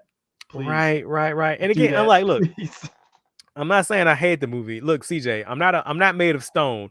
When it turned to a kaiju movie, I was like, sorry. Like, yeah, when it turned to a kaiju movie, I was like, I'm here for this. More of this, please. Like, I want Fing Fang Foom if you're gonna give me kaiju. That's all I'm saying. That's what I was waiting. I was waiting on. And like at the end when he jumped up and he like shot the rings into the Soul Sucker's mouth, I was sitting there in the seat going, "Now Ryder kick him. Now Ryder kick him. Now Ryder kick him." Look, man. If he did, I would be like 5 out of 5. You got me, movie. I know, right? That would have broke me, but of course, Marvel never fails to disappoint me, so he did. They do one little slight thing, and I was like, I mean, I'm fine with it, but. Can I get a kick in the face? Something just like I was just waiting because he jumped up because it looked like he was about to because of how they framed the shot, how he went up. And he was like this, like I was like, is he going to do a rider kick? Is he going to do a rider kick? Oh shit! Prime. If he put the rings on his legs and did a rider kick, I'll be like, if he had done that shit, it would have been the 10-10, the greatest Marvel movie ever made. I know you would have been like, bruh, bruh, nah, this is the first time you'll get it out of me. 10 out of 10. I know, right? That's the only time you could have goddamn 10 out of 10 out of me. Actually, goddamn. Prime, I probably would have been like, Prime, blink twice if you're under duress, please. I'm like, CJ, did you see it? The rings on his foot. He did the kick. Prime, who's controlling you? My penis. Does Feige have you? Is there a laser on you? Please blink twice if it is yes, please. Well, I mean, it was an okay movie. Yeah, it was fine. I didn't like what happened to Death Dealer. I thought like, oh, that sucked. I like that instead of doing that third act where the army, because I was getting really tired of third act Marvel movie. I was getting third act Marvel movie syndrome. I was like, oh look, it's the two CGI armies fighting each other again. But then when like they teamed up, I was like, oh, they did something different. Oh, fuck, wow, cool. Also, everybody's theorizing. That's who Sharon Carter was talking to at the end of Falcon Winter Soldier, was old girl's sister. I think, personally. Possibly. Yeah, I mean, but that's just me. That's my theory. I'm gonna leave it at that. And also, less Awkwafina, please. Like, you couldn't have found. She wasn't as annoying as I thought she was. She wasn't, but she was still Awkwafina. She could have. There were parts of that movie. Awkwafina. There's parts of that movie I was watching. I was like, another director, a lesser director, would have had some of them jokes keep going with Awkwafina. But because I know this director, he was like, you know what? No, stop it right there. Hey, shut the fuck up. Next thing. I know the director was like, looking at the script, was like, mark that out. No, not doing this. Nope. Not doing that one. Nuh-uh. We're not gonna linger on this shot. Mm-mm. So I say we'll see in a couple of weeks what Eternals does. DC Fandome happened. Hey guys, the Black Adam movie exists. And got footage. And they actually said Shazam in it. Can you believe it? Look, I was talking to my wife. I was like, again, I talk to her a lot because she's the only person that listens to me. Won't. And I was like, if Shazam, if you're not leading up to Shazam versus Black Adam, what are we doing here? Thank you. It's if they're not going to fight each other, why are we here? Why are we wasting this time? Because I'm looking at The Rock like, hey, Rock, you've been Black Adam since 2007. This shit. Hey, look, I know what this isn't on The Rock, and this is on DC for this. Hey, DC, you've been blue balling us since 2007. This shit better be fucking good. I'm sorry. And look. Hey, it's to the point now, like The Rock, like back when he was cast, I was like, oh man, The Rock looks just like Black Adam. He doesn't even look like Black Adam anymore. That nigga hit the gym, and now it's like, you're bigger than Black Adam. What are we doing here, God? Did you eat Black Adam? You should be Lobo now, goddamn it. What the fuck? It's like, what are you doing, Dwayne? Dwayne, what are we doing here? I mean, I'm interested to see what Hawkman looks like, because we'll see. Again, we talk about this a lot. Like, you don't have to gender swap or race swap anybody. You can just use characters that exist. Hey, look, what's the dude from Infinity Inc., the black dude with the wings? Not Silverhawk. That's what's the dude's name? You know what I'm talking about? It's been a while since I read Infinity Inc. Goddamn, who's that guy? Who's that dude? Anyway, you don't have to race swap anybody. Just get the characters out. Look, if he's Thanagarian cop, that'd be dope. That's all I mean, look, I had to finally calm myself down because I started reading. Right, he does like a dadgum Skullgirl character. God damn it! I didn't want to say it, but you're right. I had to calm myself down because I was like, I started reading Hawkworld again, and I was like, well, I'm sorry. I started reading Robert Venditti's Hawkman, which if you have not read Robert Venditti's Hawkman, go read Robert. I liked his Green Lantern run, so maybe I need to read that. His Green Lantern run is amazing. His Hawkman run, I've only read like the first 5 issues. Has been it's been good. I need to read that then. So I'm gonna read that. I've been reading it. And I was like, I'll just go, okay, so maybe this Hawkman is just one of his reincarnations. Okay, I can live with that. I'm fine with that. That's cool. Hey, look, cool. I want them to get away from reincarnation and just give us Thanagarian cop right now, because like, have you read Hawkworld, man? I need to, because I keep saying I need to read it, but if you have DC Universe Infinite, like I still have it right now. Go read the 1990s Hawkworld 3-issue. Is a prestige series, 3 issues. It is one of the best comic books I've ever read. And like, if they turn this into an HBO Max show, I'd be all on that shit. Like, it is so fucking good. Okay. All right. Batman trailer. I am very intrigued by the Batman trailer because I'm of two minds about it. One, I get how a lot of people are Batmaned out on movies. So CJ, here's me. Mm-hmm, You know how I feel about Batman, right? Yeah. And you know how I feel about tactical shit. You know how I feel about my gritty, my realism, that bullshit. Yeah. Both trailers, as a matter of fact. I am picking up everything this movie is putting out. And I'm like, let's go. They're going full tilt on Earth 1. They ain't fucking around. And Zoe Kravitz is Catwoman. Ooh. Like, here's me. Did you see the Catwoman nails? I was like, we're going. Okay. And Riddler. What I really Riddler. Like. Look. I even don't mind Zodiac Killer Riddler. I'm kind of feeling that because I'm like, it's a take. I'll take it. If they have him doing actual detective shit, even better. All in. As long as he's not having to find 200 Riddler trophies, we'll be fine. Can you imagine, bro? That's a deleted scene. It's like 15 minutes on the rooftop. On the rooftop with a motherfucking cage, trying to do a little fucking detective vision gadget. Like, oh shit. Hey, look. If trying to line up that batarang throw. Prime, I swear to God, if this movie does like a quarter of Riddler trophy shenanigans, it's like, you know what, movie? You fucking got me. 10 out of 10. Greatest movie of all time. But like another thing I'm really liking. It's like watching all these people eat crow because that's my fetish. Watching people like have to eat shit. Gotcha. So everybody's like, oh, Robert Pattinson's Batman, fucking Twilight Man, fucking Twilight Man, fucking oh man, he's badass. Oh man. They had to eat crow in that first thing when he grabbed that dude, just beat the shit out of him. I was like, well, that's Batman right there. He will beat the shit out of somebody to make a point. Oh my god, do you see those fucking fight scenes they show in the trailer? Like, I'm like, are we getting more Arkham Batman? That's all. I'm here for it. Hey, look, when they were shooting him in the chest and he just was like eating that shit, I was like, all right. Okay. Hey, look, Colin Farrell as Riddler. All right, you got me. I'm all in. And again, y'all, if you follow me on Twitter, I fucking hate tactical shit. I fucking hate grounded and gritty. I hate that shit. But I'm like, man, this movie looks fucking spectacular. Now, speaking of which, they are going all in, just like the first Shazam movie. They're definitely going all in on just the comics of Shazam, and I'm very excited on the new suits. I don't have anything negative to say about that either. It looks like it's going to be a fun ride. Looks like they, improving what they've done. Helen Mirren and Lucy, I'm like, I'm here. Let's go. Yeah.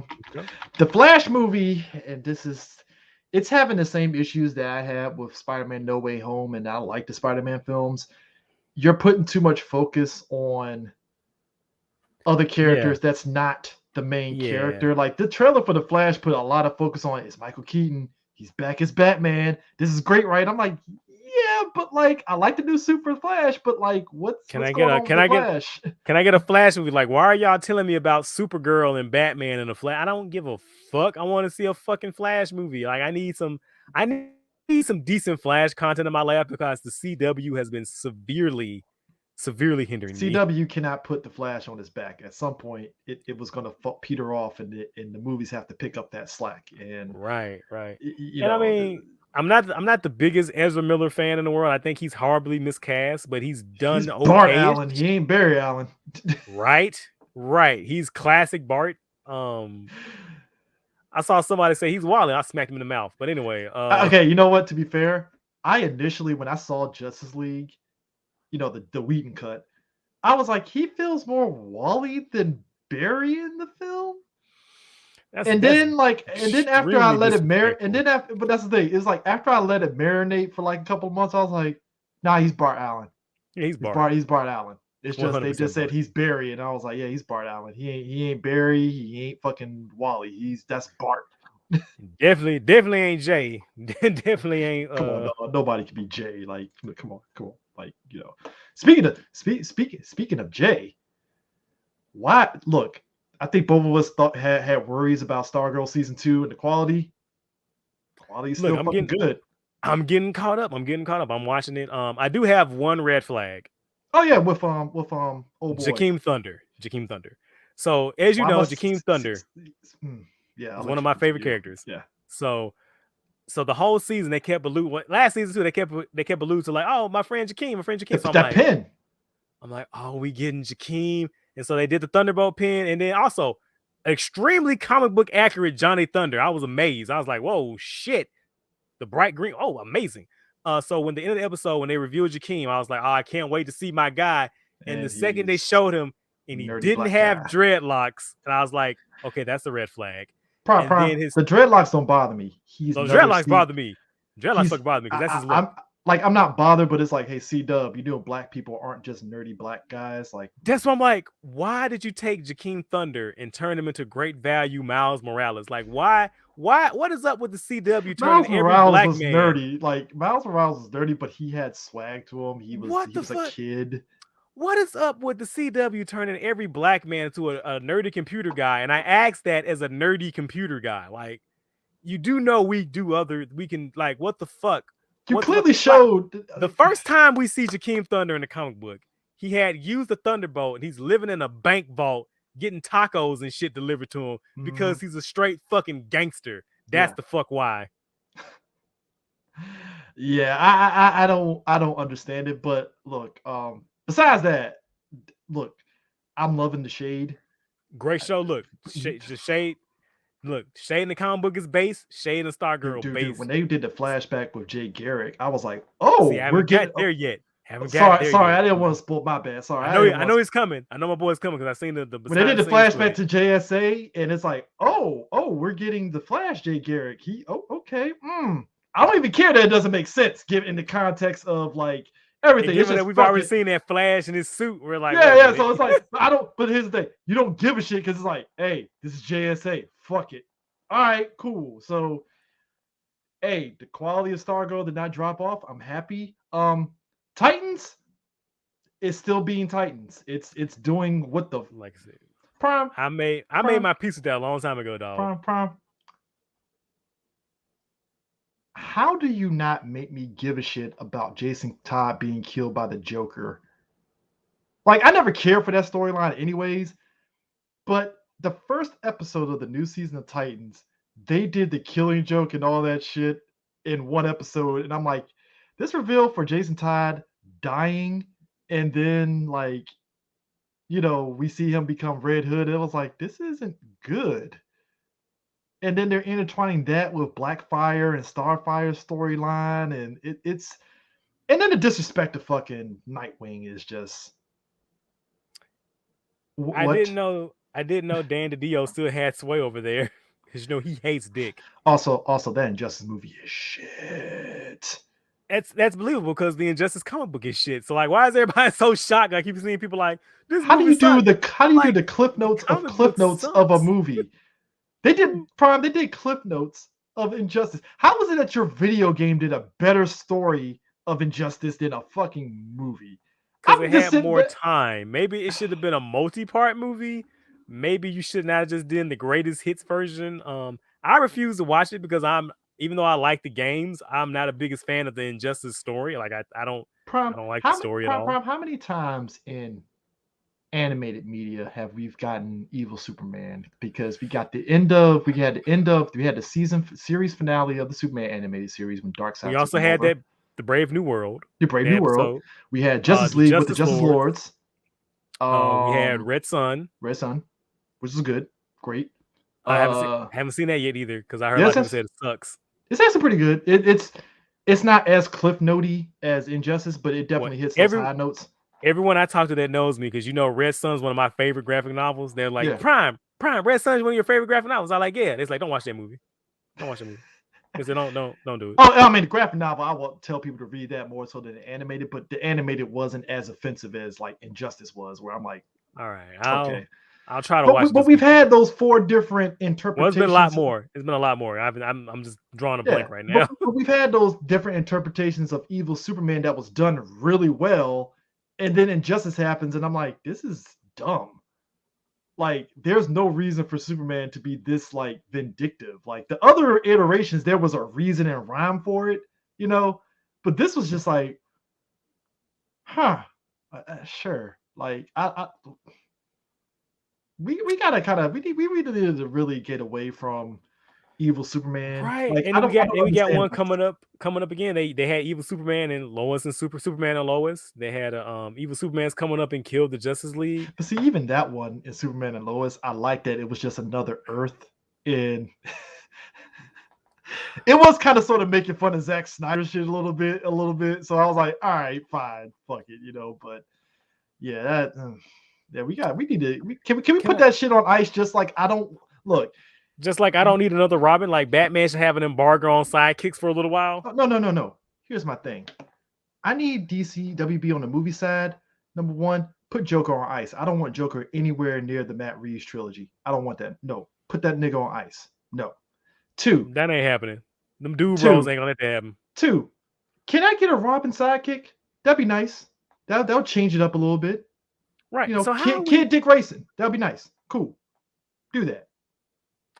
That's what trips me out. Like, how is it that the Batman cartoon has the most accurate portrayal of Robin that we've had in any medium? A kid outside comics. On paper, Batman putting a kid in danger is like all sorts of fucked up, but they do it in a way where Robin is like, "This is fun. I'm getting shot at, but this is fun." And I'm like, "You should be having fun, kid. I hope you know this."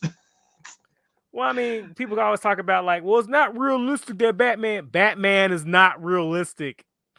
That's what made the Young Justice fantasy. That's what made season 1 of Young Justice great when Wonder Woman questioned him like, "You put all your Robins in danger." Yeah, but they wanted to do it. I didn't tell them to do it. They just wanted to do it.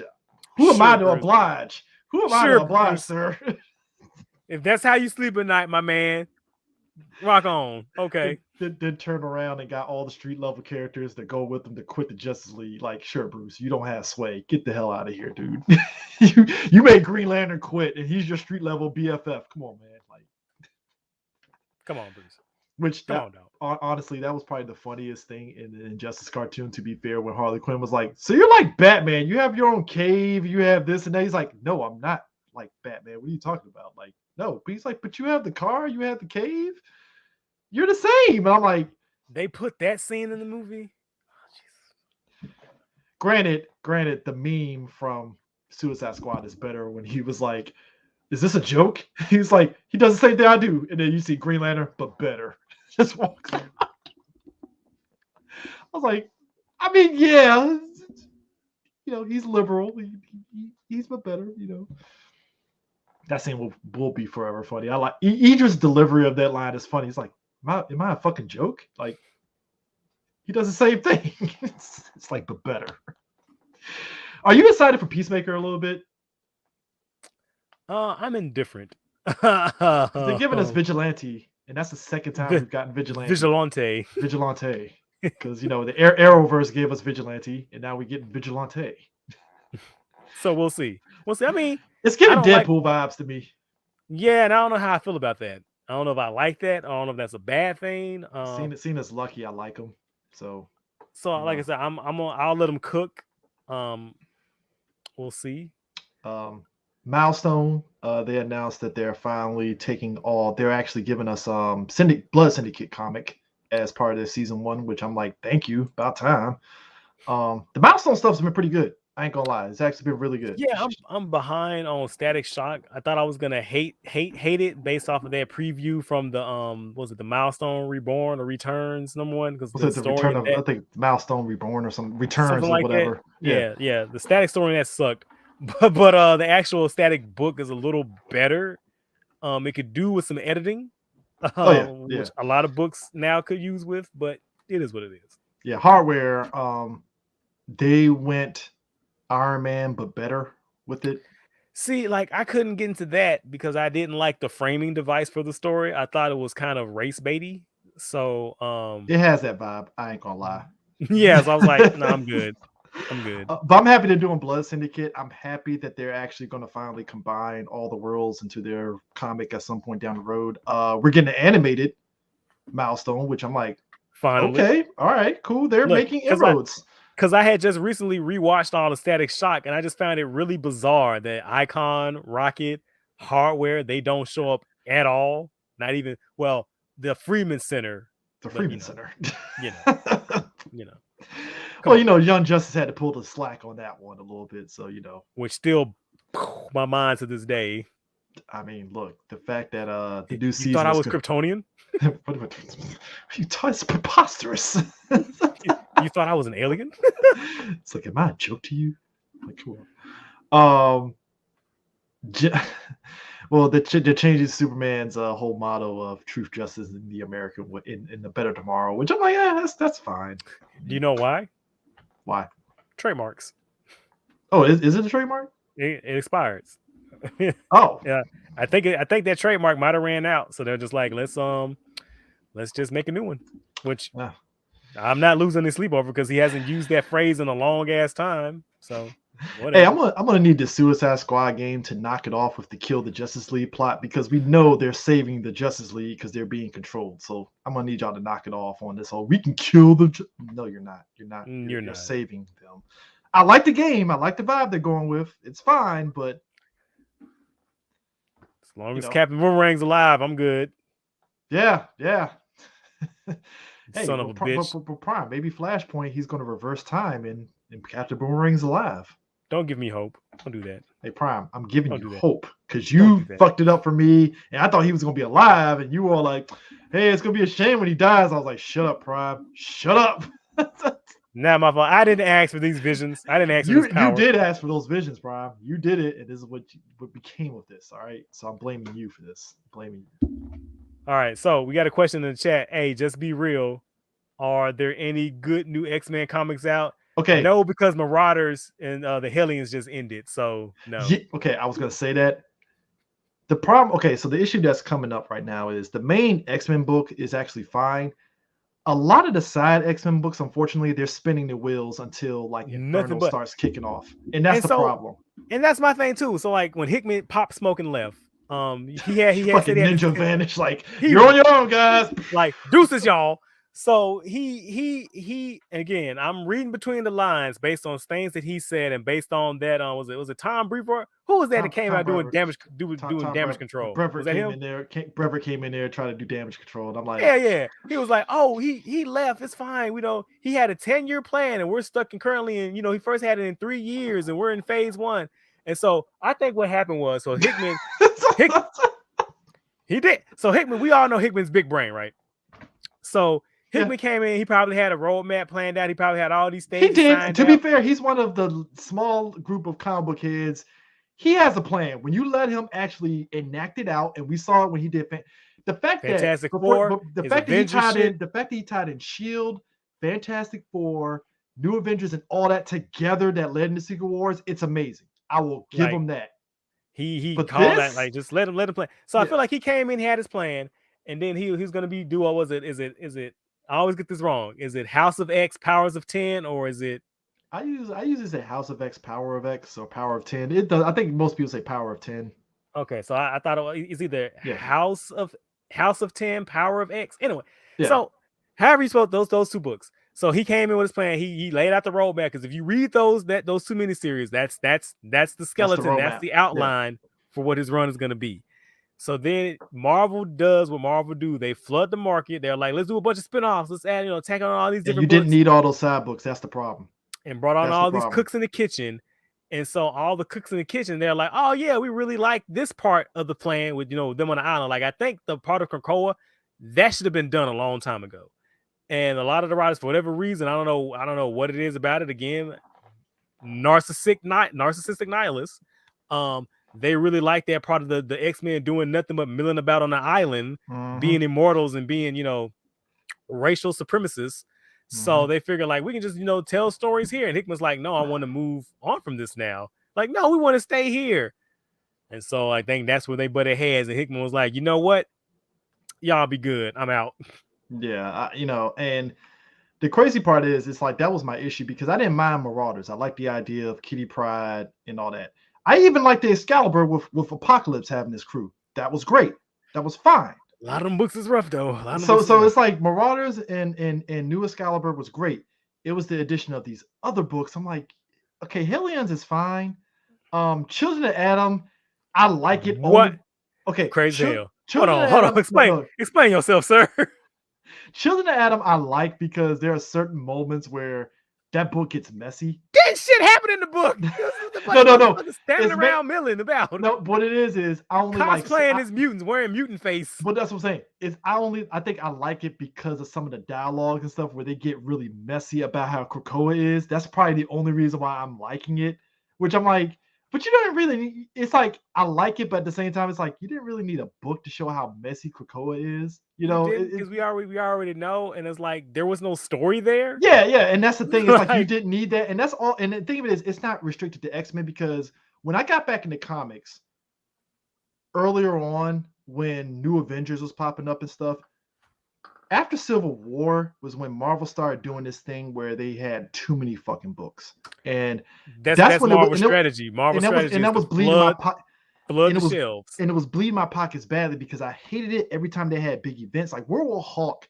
I fucking hate it because they had all these side books that didn't amount to shit. Not a damn thing. Just wheel spinning. Just had a banner on it so they can get your fucking money. And that's when I was like, you know what? I'm not gonna do that. You know, they've been doing it, and I knew it was gonna happen with X-Men, and it led into the shit that happened with the Sort of X shit, where it's like Sort of X could have been good if you didn't have all these goddamn spin-off books to have it 22 issues. Why? So Swords of X could have been good if you actually told a story instead of having people just, again, standing around talking. Like, you sold that as it's going to be like a Shonen Jump style tournament. Tournament style. Like the DBZ Tournament of Power shit. But then there's no tournament. It's just people standing around eating and talking about. And the one issue that you have fighting in with Gorgon, dope-ass issue. We wanted more of that. That's why I'm like, I want to see some creativity being used. I'm like, okay, I wonder how these matchups are gonna play. But then you get to the actual tournament and you're like, haha, joke's on you, reader. This is a fairy bullshit. You had Storm go to Wakanda to steal a sword for the tournament, and you didn't use her for that. Like, what the? So you just told me like my time and my money does not matter to you. Okay. I'm glad I was just like, I'll wait for the trade for that shit. And I heard a lot of people say it reads better in trade. I'm like, yeah, exactly. I bet it does. But that shit broke me. And I said, you know what? I'm done. I got the first 5 issues and I was like, I'm not doing this. If it's 20, nope. That's when I pulled out of X-Men. I was like, nah, I'm good. Because you could have easily made it short like Messiah Complex was, because Messiah Complex actually encompassed multiple X-Men books as like part of their main story. And I saw that's what they were doing with Sort of X. It's just you had too many side books. So 22 issues, nobody's going to be invested in 22 issues. They're not. Flood just the shelves. Flood. That's what Marvel does. They just flood the market. There's like. And I think that's what's tying into this X, and that's why it's tying into these X-Men books. So I'm like, yo, ease up on all these books, man. Please, like, no. Just no. In the books that they did stop, it's like, but Hillians was good. What are we doing? Right. I fucking love sassy Mrs. Sinister. Well, how dare you? So we'll see what happens. I hope they stick the landing for whatever they're doing with this and stuff. Because like I said, I like the idea that there's repercussions that are coming up. Because right now, Sabretooth's getting Mystique gonna burn this shit down. Oh! The fact that Sabretooth's getting a book now, where it's like, oh, so we're gonna see what Sabretooth's been doing underground underneath Krakoa. Oh, you already know he's gonna be fucking. There's gonna be a penance to pay for them using him as a sacrificial lamb for the Krakoa Council, because we already knew Mystique was like, so is my boo going to get revived? Anybody? No? Bueller? Oh, okay. Which I'm like, Capital B. Which you know is going to be Mystique that's going to tell everybody, yeah, Moira's alive, actually, guys. Just FYI. Because it's really strange that she hasn't popped up anywhere. I think what she just recently popped up was it Inferno? It was Inferno. When she was like, so Charles, Eric, the fuck is y'all doing? Yeah. I mean, you've done a good job not telling everybody about me. Great, guys. That's phenomenal. But what are you guys doing? Like, why? Because let's be real. As much as I love them big dick swinging and making Krakoa its own nation and them teasing, hey, we got this super medicine for you other humans. Respect us and we'll give it to you. And I'm like, guys, that's probably not the smart thing to do here. I get it. I respect it, but no. And that's why Moore is looking at him like, I didn't tell you to give the humans these things. I hope you know that, right? Yeah, so I can't wait to whenever they eventually get to phase 2 in the Rise of the Machines, because I'm just waiting. The Rise of the Nimrods 3.0. Waiting. I'm fucking waiting. Maybe I'll pop back in then. So Catwoman Hunted, that's the new animated movie, which I'm actually excited for. Looks pretty good. Looks good. Green Lantern, Beware My Power. That's they're going computer animated with that one, which I'm like, all right. Okay. I mean, can I get a sequel to the animated series though? The animated series, Prime. I maintain that animated series had no business being as good as it was. No, it did not. I was shocked that they went all in on that, and I was like, okay, all right. I'm also shocked that Razor hasn't appeared in anything. Like, yeah, especially when DC was pretty good on the cross promotion. And you know, they had that Red Lanterns book that came out. I'm like, how come they're not using him that? Because like he was a fucking like that nigga had fan art. Like, because when that Bruce Timm Justice League cartoon came out, they actually did some cross promotion on the comic side, and actually at one point made the Justice League makeup of those characters. Yeah, those characters. I'm like, huh, you didn't cross over with that, especially when Green Lantern was hot at that time. Like, oh, okay. I mean, you gave us an Orange Lantern in the animated series, but you couldn't, huh? Okay, all sure. right. Whatever, DC. You don't care. I don't care. Sure. Right. You don't give a shit. I don't give a shit. They're gonna take the Long Halloween part 1 and 2 and actually combine it into a DVD release, which I'm like, oh, okay, that's cool. I actually liked those. I actually liked it. Yeah, they did that for The Dark Knight Returns. That's how I watched it. I watched the combined version. Yeah, I'm actually digging that. Bruce Timm is doing a Batman movie called Cape Crusaders that's in the vein of that Strange black and Days, white Strange Days short. Yeah, which I'm like, not a movie. I thought it was an animated series. Animated series, which I'm like, that's okay. Cool. Small problem though. Tiny little problem. J.J. Abrams is executive producer on it. Maybe he's just in name only. I can only hope. Cause I like James Tucker. He did really good. I like him. Like, yeah, they announced it. It's like, oh, here's Bruce Timm, James Tucker, yay, and Matt Reeves, and J.J. Abrams. I'm like, you just had to fuck that up, didn't you? I hope it's in name only. That's all I ask. Because you know, I don't know, because he has that big deal with Warner Brothers DC Superman. Right now, where he's trying to be their fucking. I'm about to throw up when I say this, but he's trying to be their Kevin Feige. Oh, trying to be their Kevin. Excuse me. Trying to be their Kevin Feige. He's trying to be the head of DC. Their stuff on the other. They've been trying multiple people. They tried to get who did they try to get? They tried to get Jeff Johns to be their Feige, and it didn't work out because I'm like, the dude is writing comics, and you're gonna try to get him to do movie stuff. That's not gonna work. As well, they had him doing both. I was like, he can't. That's not gonna work. And they tried to get Berlanti on the movie side, but Berlanti's so focused on the TV side, which keep him on that because hey, give me more Doom Patrol. He's already failed in the movies. Let's keep him where he's at least moderately successful. I mean, because look, me, you, and D need to talk about this. It makes no sense how Doom Patrol is still so fucking good. Doom Patrol is one of the greatest comic book television shows. You know why it's good? You know why it's good? Because most shows in the first season, they will solve all the character problems in the first season, and that's it. I like that every season the characters still are flawed, but they're improving as people as the season goes. I also like how the show embraces just being zany. Like it's zany, but it's not like a tongue-in-cheek zany, like look at how funny we're being. But it's like this is some fucked up shit that's going on, and it plays it seriously. And it's like it's not done in a irrelevant way. It's done in like, this is some crazy shit that's going on. And we're just here for the ride. And we're just rolling along with it. I mean, so I need more of that. Pennyworth, which I need to watch because people said it's actually good. So I've watched the first season, and I watched this half of season 2. What's the verdict? It's something.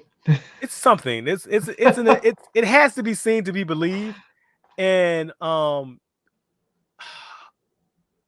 maintain there's no bad Alfred, so I'm assuming the guy playing Alfred is pretty good. He's he's fucking amazing. Okay. All right.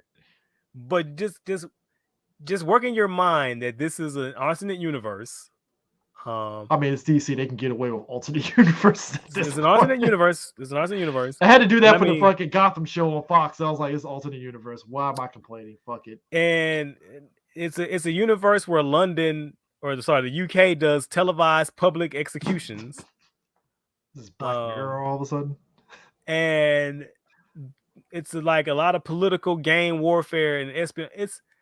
You just have to watch the show. Like, watch the first 2 episodes. And if you're not picking up what those first 2 episodes are putting down, don't watch the rest, because it's substantially good. It gets off the rails from there. Like, yeah, they said the new season of Pennyworth is going to feature a 5-year time jump. So I'm like, all right. I mean, I can finally catch up when it goes on HBO Max, I guess. So DMZ, I never read. Have you ever read DMZ? I've only read like maybe 1 or 2 issues. Like, not because I thought it was bad, but just because it's like it wasn't what I was looking for. It's not what I'm looking for. It's an interesting concept. I like the concept. Yeah, they kind of teased some first photos of the miniseries and stuff. Blue Beetle, they teased some concept art, and they actually I'm here for it. They actually had a director and them kind of saying it's in production right now, and they had the actor Zolo Maraduena. Homeboy from Cobra Kai. Yeah, Cobra Kai. Yeah, he's going to be Blue Beetle. I'm like, fantastic casting, fantastic fucking casting. Perfect. So he looks like Jaime, so I'm here for it. Yeah, they teased the CW show Naomi, which I'm still kind of. We'll see. Sure, I'm like that. I'm doing a hard Jan on that one. They got footage of it, and I'm like, that didn't really show me anything, but yeah, it kind of looks like the first issue of the comic. So I'm like, no, thank you. Yeah, we'll see. Are you excited for Sandman? Because I've never read it, so I'm gonna be going into this show fresh, kind of like. Right. So Sandman, again, on this show, one of my favorite comics. I fucking love the Sandman. I listened to the audible audio version of it. I hated it. Really? Because most of the actors do not fit the characters. They sound like they're bored as shit, and it literally sounds like they're reading from a script. Oh, damn. And they didn't adapt for the medium. It looks like they just read the comic script, and I'm like, when you are translating things from one medium to the other, you have to take some liberties to make adaptations for the new space that you are working in. You just can't read me the comic book verbatim. That's not good. Now, I haven't been keeping up with the announcements on the Netflix show because I don't want to have my heart broken again, because I used to like reread all of Sandman like once a year. I really like Sandman. They showed Gwyneth Christie is going to be Lucifer.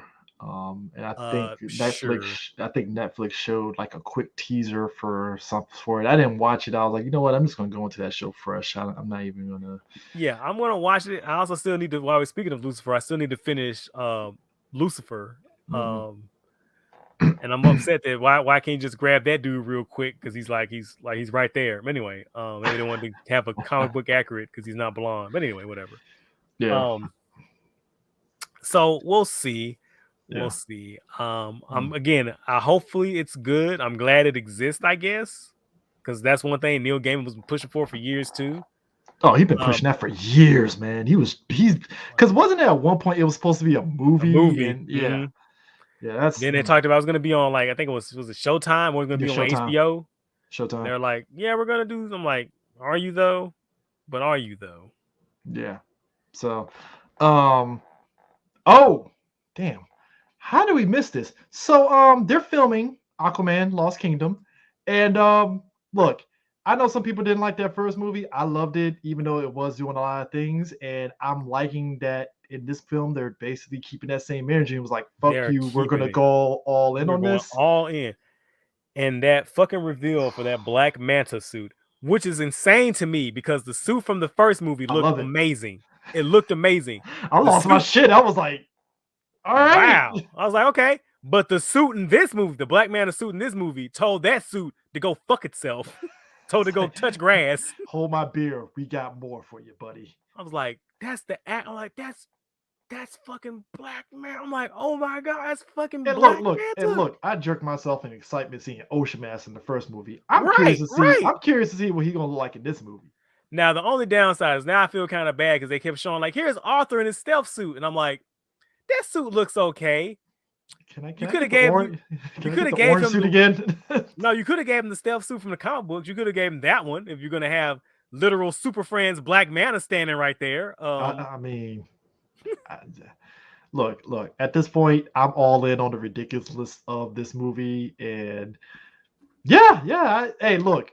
Side note: this is to add into something that you brought out. So they're saying that this movie they're tackling a lot of environmental stuff, right? And it clicked in my head immediately to something that you brought up. Now, comics have always tackled political stuff. Always.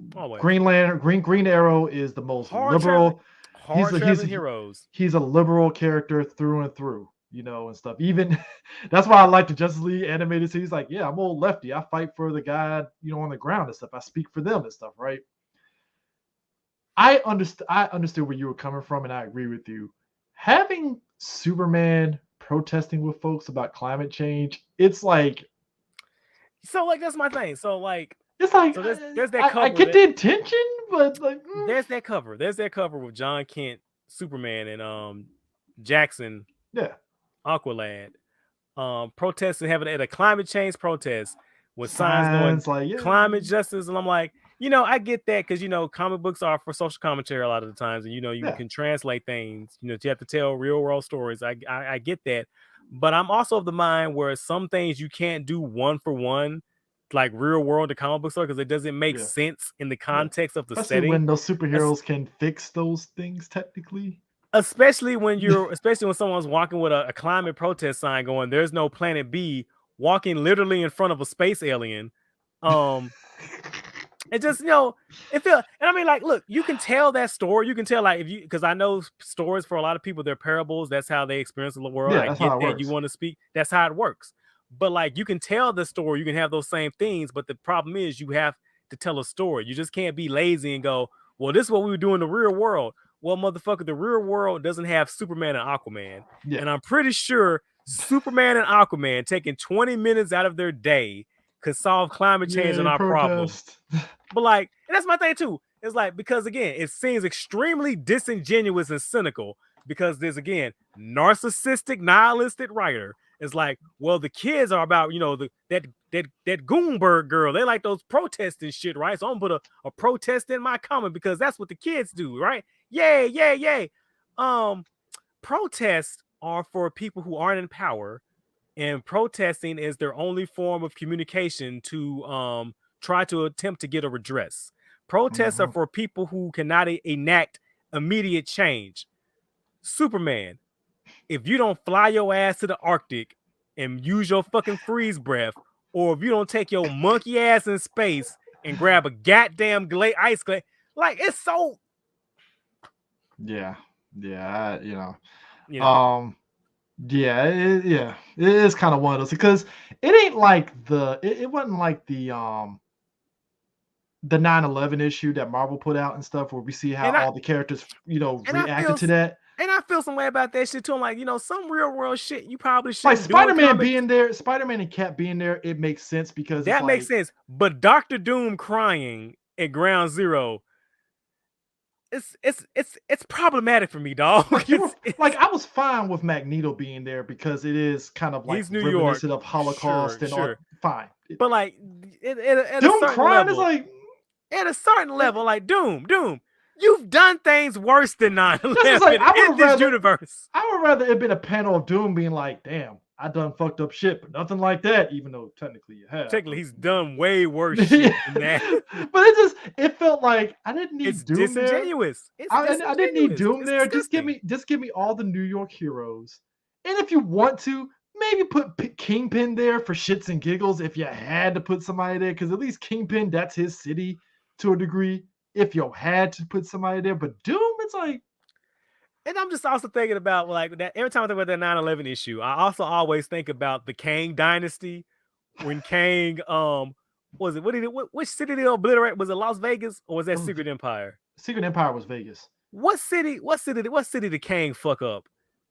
And like, there's that amazing silent issue of the Avengers where they were trying to like go find some survivors. Fuck, somebody help me out. But every time I see that now, I just think about like, there have been literal cities in this planet, not just a building, but literal cities that have been demolished with no survivors. No, it was Atlan that he sat there and messed up. But it was. Gotta look that shit up because like he destroys an entire city. Was it the Kang Dynasty? Because I remember that. You remember the issue I'm talking about? That silent issue of the Avengers when they were like trying to. I kind of sort of remember it. Hold up. We're professionals, folks. We gotta look this shit up. Oh, we live, baby. In front of the UN. DC. He launches DC. DC. Washington, DC. Yep, I see it now. Kills millions. Yeah. So, you see what I'm saying? Like, it's something. Yeah, it's definitely disingenuous. It's like, very cynical, very disingenuous. It's and like if you want to tell that story, I'm cool with you telling the story. And like I say, I agree with you. Maybe it should have just been the New York period. Maybe I feel like maybe it should have just been Spider-Man because Spider-Man is the quintessential New York superheroes. Maybe we should have just seen Spider-Man dealing with the tragedy. Like, I get the intent, and I'm hoping it's from a good place, but I know it's not because these motherfuckers are, again, violent narcissists who can only write narcissists. So, yeah, I'm kind of curious though, because I saw because they're pushing Hawkeye. Hawkeye's supposed to be dropping soon. Echo's supposed to be in the Hawkeye show because she's getting a spinoff show, which I'm like, all right, I'm kind of curious. That's bold. I mean, let's be real, Prime. One of the things that people will realize with Marvel, you're Marvel Studios, so your whole thing is producing content. So I knew before when the X-Men was still in limbo with Fox, they were going to have to pull from other characters, and stuff. So when they say Echo's getting a show, I was like, huh, that's actually pretty bold. She's getting her own miniseries. Interesting. And everybody was saying that could be a backdoor for Daredevil season 4. And I'm like, I'm not getting my hopes up on that rumor. So no, I'm not believing it until it happens and stuff. And yeah, it's like I said, Hawkeye looks interesting. Like I said, they got some good stuff going with it. So it's Disney Plus. You like the show, you're not. That's kind of how I see it and stuff. So, it is what it is. But yeah, I think right now with me on the comic book front, I'm kind of curious to see, because I'm actually catching up on G.I. Joe. I actually been buying the IDW trade paperbacks of G.I. Joe. All right, so which IDW collection, volume 1. I only got volume 1. Oh, okay, right so now. yeah, I've read the first 3 of those, I think. Yeah. I'm liking it. I was kind of sitting back to myself like, how the fuck did I not read these books? And it's so how about that Chuckles miniseries though? I like Chuckles. I like him a lot. Oh my gosh. I was just because it's weird to me like how maybe just because of my mentality at the time, it was just strictly I'm just reading Marvel and DC, and it's like, why did I never branch out and read IDW? Like I heard it, but it's just I never did that, and that's what made me read More Than Meets the Eye when they had the Humble Bumble shit, and you and Sharp told me about like, oh, read this, get this, and I'm like, all right, and I'm like, I'm a Transformers fan now, way more than what I already was now. Kudos, thank you, I appreciate that. So yeah, but I'm digging it. I'm definitely digging it, and I'm kind of going back to what you're saying about the Snake Eyes movie, where I'm like, yeah, I kind of see why. Yeah, I understand. It breaks my heart. It breaks my heart. Snake Eyes. I went back to watch it. It's like I like it, but it's like, I mean, I thought it was fine, but it's not a Snake Eyes movie. It's not a G.I. Joe movie. I don't know what the fuck this is. It's an enjoyable action film. It's an action quasi martial arts movie. In fact, I just go back and watch Warrior on Cinemax and just enjoy my time because I like the guy that played. Not Cinemax, man. Because I enjoy the guy that plays Storm Shadow because he's in that Warrior film, that Warrior show. Oh, that's right. Isn't it on HBO Max? Yeah, it's on HBO Max. He's the lead character in that show. That's why. That's why Yeah, that's why I loved him as Storm Shadow. I was like, man, he's a dope ass Storm Shadow. He's the protagonist. Too bad they shafted him. And that's my thing. Like all these people on Twitter going, Snake Eyes needs to be Asian because only Asians can do martial arts. Okay. Henry Golding is a great actor. He's a great actor. But his Snake Eyes is a piece of shit. Hey, Prime, if you ask me, did I need a charming Snake Eyes? Not really. Just slap the mask on him, have him be the silent hero, and that's all I ask. Right. Like let's not be Kotaku, who last year said all you nerds you tell Captain Marvel to stop smiling, but then yesterday, why doesn't Samus smile? Are you fucking kidding me right now? Are you? I feel like I read shit online. I feel like I'm drinking crazy pills. Like, am I drinking crazy pills, CJ? Problem, this is the reason why, like, as much as I did like Captain Marvel, it's like, guys, you're having me defend Captain Marvel, and I wasn't over the moon with it. I enjoyed it, but you having me defend that movie. In this movie, I hate you all. Because like, this is what you've done. You've got me defending this goddamn movie. It's like, it's like me defending a white person that justifiably didn't deserve to get the fucking smoke. And it's like, guys, you're having me defend a white person. Don't do this to me, man. You have me siding with the Karen. How dare you? Don't do this to me. How fucking dare you? I love Brie Larson. Don't let me side with him. I love Brie Larson. I love her. You're having me side with a white person. That's unheard of. Y'all got me defending a goddamn Karen. This is the state of the world right now. I hate you. It's like, if you guys just shut the fuck up and just let the movie be the movie, I'll be on your side. But you had to get stupid. I'm like, dumb. God, this is why we can't have nice things. Like, this is why discourse... You don't deserve nice things. What have we done to earn something nice as a species, really? Come on, man.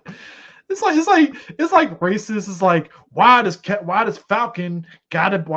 America gotta be a black man? I'm like, guys, don't do this to me, because it's like, I like Falcon as Captain America. You could have just said, hey, I like Falcon as Captain America. Could they do something else? Fine. Don't make. I know, right? Like the motherfuckers that had me defending the Harley Quinn movie. I'm like, y'all got me defending this movie.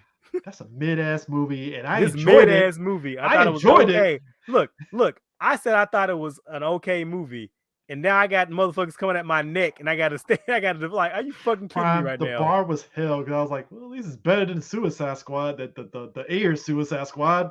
I'm like, I didn't hate it. I wish it was just Birds of Prey, because I actually liked the Renee. I just wish it was just a Harley Quinn movie. How about that?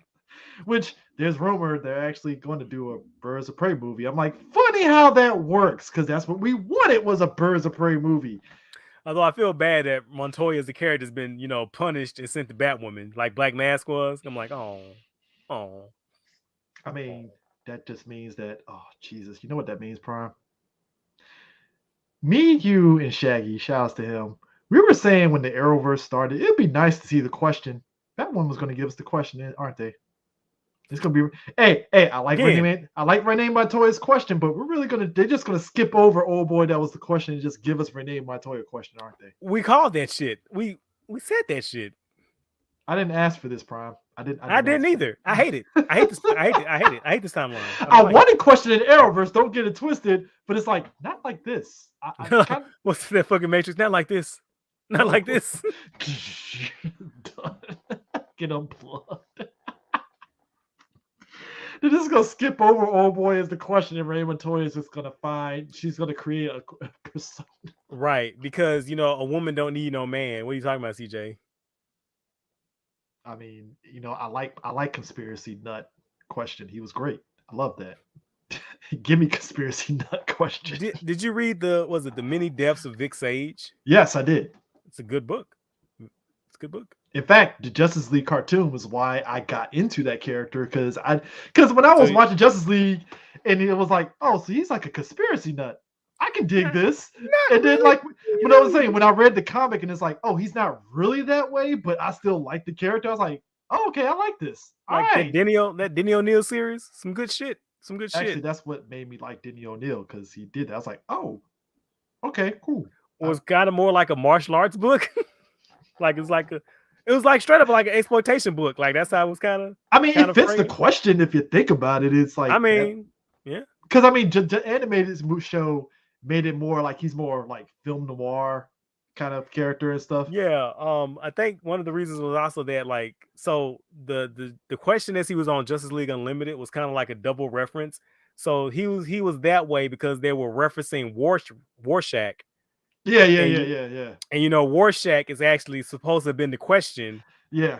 In Alan Moore's original pitch, so it's like a snake eating its own tail thing going on there. That's why, like, when you read the Watchmen, it's like, oh, this is like the question, except he's more on the he has issues. Rorschach has issues, which made it funny that it's kind of wild that Zack Snyder kind of missed the point of Rorschach. He missed the point. He missed the point in a lot. Don't get it twisted. I like the actor that played him, but it's like, oh. Yeah, the movie looks good. It's a good looking movie. Prime, you might throw a rock at me when I say this. I kind of sort of like the extended cut of the movie. Why would I throw a rock at you for agreeing with you? Okay, I thought you might have been like, no. I think the best version of that movie was the ultimate version. The ultimate cut. Yeah, that spliced in the Black Freighter stuff. Yeah. I hate to say this, so people gonna throw a rock at me. Like, I feel like Zack Snyder's the only person that could have given us that movie. Because, like, if you remember, it was actually like even the ending and stuff. I was like, I like that a little bit more than the Squid ending a little bit. I don't like the ending. I still hate that ending, and I tell you why I hate that ending. Okay, why? Because at least if it was an alien or extraterrestrial, I can kind of see mankind going, okay, we can unite, we can work together and stop that. If Dr. Manhattan decided, you know what? Fuck you, man. Nah, fuck this. What are we gonna do? What can the movie? Do? Yeah, because the movie already made it like he's a powerful person. You can't really kill him. Even what's his face tried to kill him using the same thing, and he's like, yeah, that shit ain't gonna work, dog. That's what I'm like. That's what I'm like. At least with an alien squid, I can go, okay, that's feasibly. We can go, okay, we can unite together against this. If Dr. Manhattan was a common, and we're like, yeah, we're gonna unite together, he could just turn all the air on the planet to helium. Or nitrate. Like, what are we doing against Dr. Manhattan, y'all? What the fuck? I think I only liked it because of the fact that in my head it was absurd of the squid, and then not thinking about, hold up, it makes sense because we got to bind together as one world. Extraterrestrial. The point was it has to be an outside threat. Yeah. With Dr. Manhattan is not an outside threat; he's a homegrown threat. Yeah. And if he did, like, the logical extension would be like, wait a minute. Didn't you fucking Americans make that motherfucker in the first place? So like, it was an accident, but yeah, it did that and it didn't work for me. I'm sorry. Yeah. Up until that point, I thought it was fine. Yeah. I mean, like I said, he has a visual flair and it worked. So it's like, and like I said, I feel like only Zack Snyder could have given us that movie because anyone else who would have tried, they would have done like changes or more changes than Zack Snyder. But at least he, for better or for worse, and depending on my mood, sometimes I think it's a good thing. Sometimes I think it's a good thing. Sometimes I think it's a bad thing. Yeah. He gave us a Watchmen movie. Now, I feel like unfairly, a lot of people heap a lot of expectations onto him because of that. Because again, it is Watchmen. Watchmen is a very beloved story, a very beloved comic. And because of how Watchmen treated its medium, because Watchmen, it did, for again, better or for worse. Yeah. Watchmen utilized its space and its medium in an extremely effective way.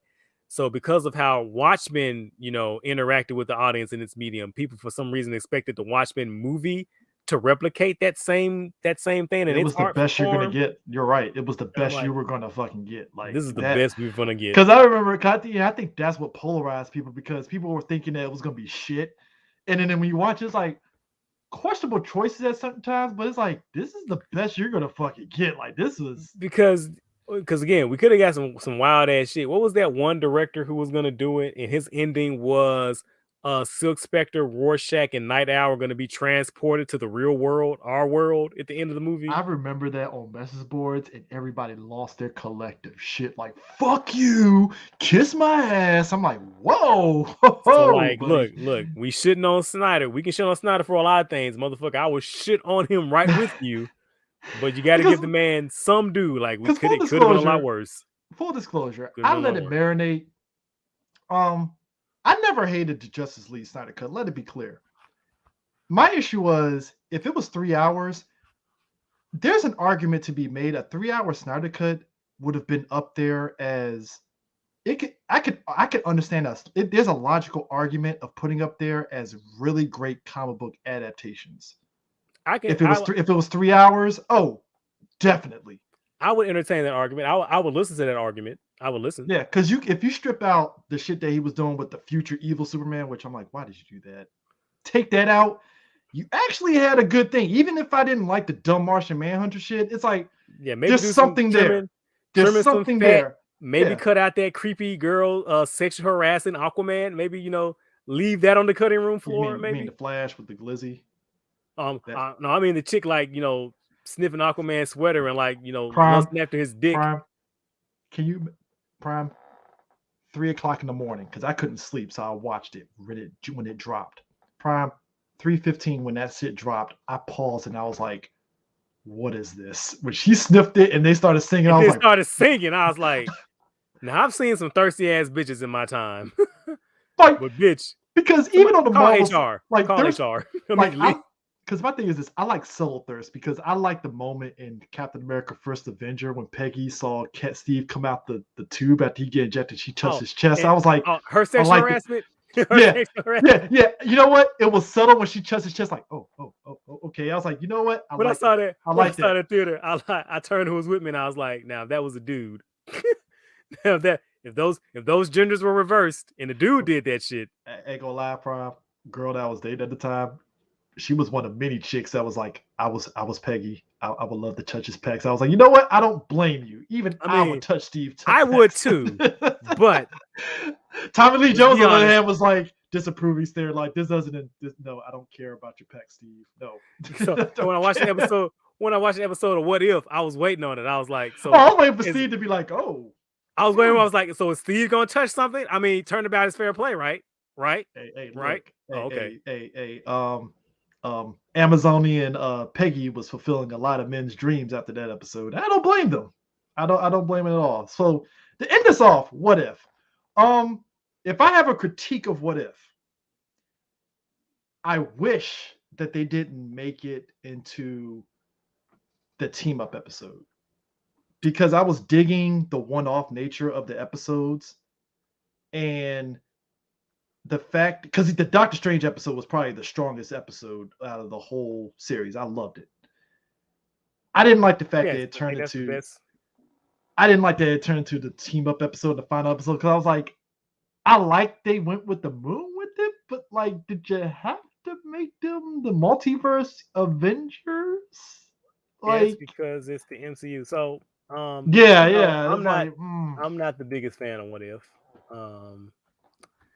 I think out of 9 episodes, I think I only actively liked 3. I'm with you though. I hated Zombie Thanos because that illustrates my biggest issue that I hated about Marvel Zombies. I hate Marvel Zombies. I don't like. I like the idea. I like the idea because it could be funny because it's a play on that, the Marvel zombie thing. But the problem is they did what Marvel does and they kept going to that well. I don't like the idea of zombies being able to still use their powers, because it's like, well, what's the point of them being fucking zombies? Zombie Thanos, really? He's a zombie. He can use the fit. What? So I'm like, okay, so what is the point of a zombie Thanos with an Infinity Gauntlet?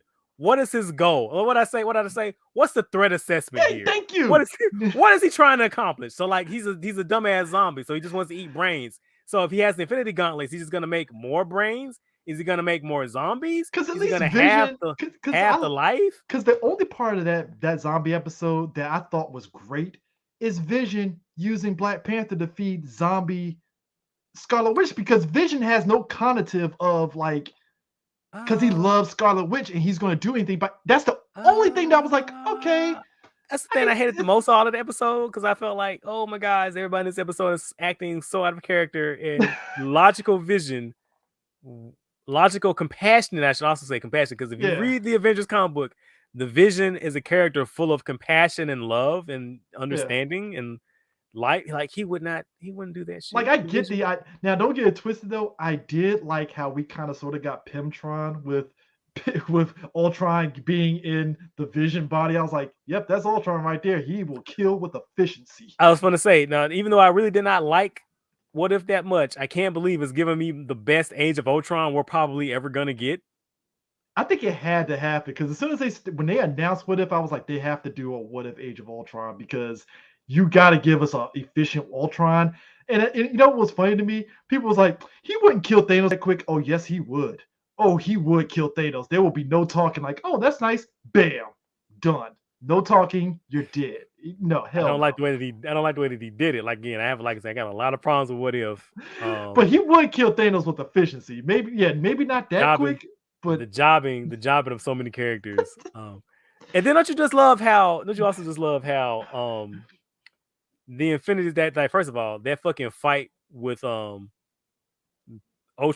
Infinity Ultron in the Watcher, it's all so good.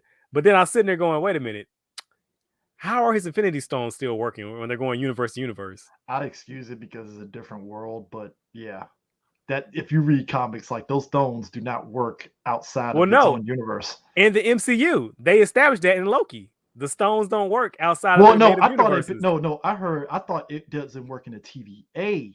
No, they said them shits don't work outside. Like, they're powerless outside the universes. I assumed it was just the TVA world. That's not the lie. Nope. They said once it's out of the timeline, once they're removed from their universes, I need to rewatch Loki again.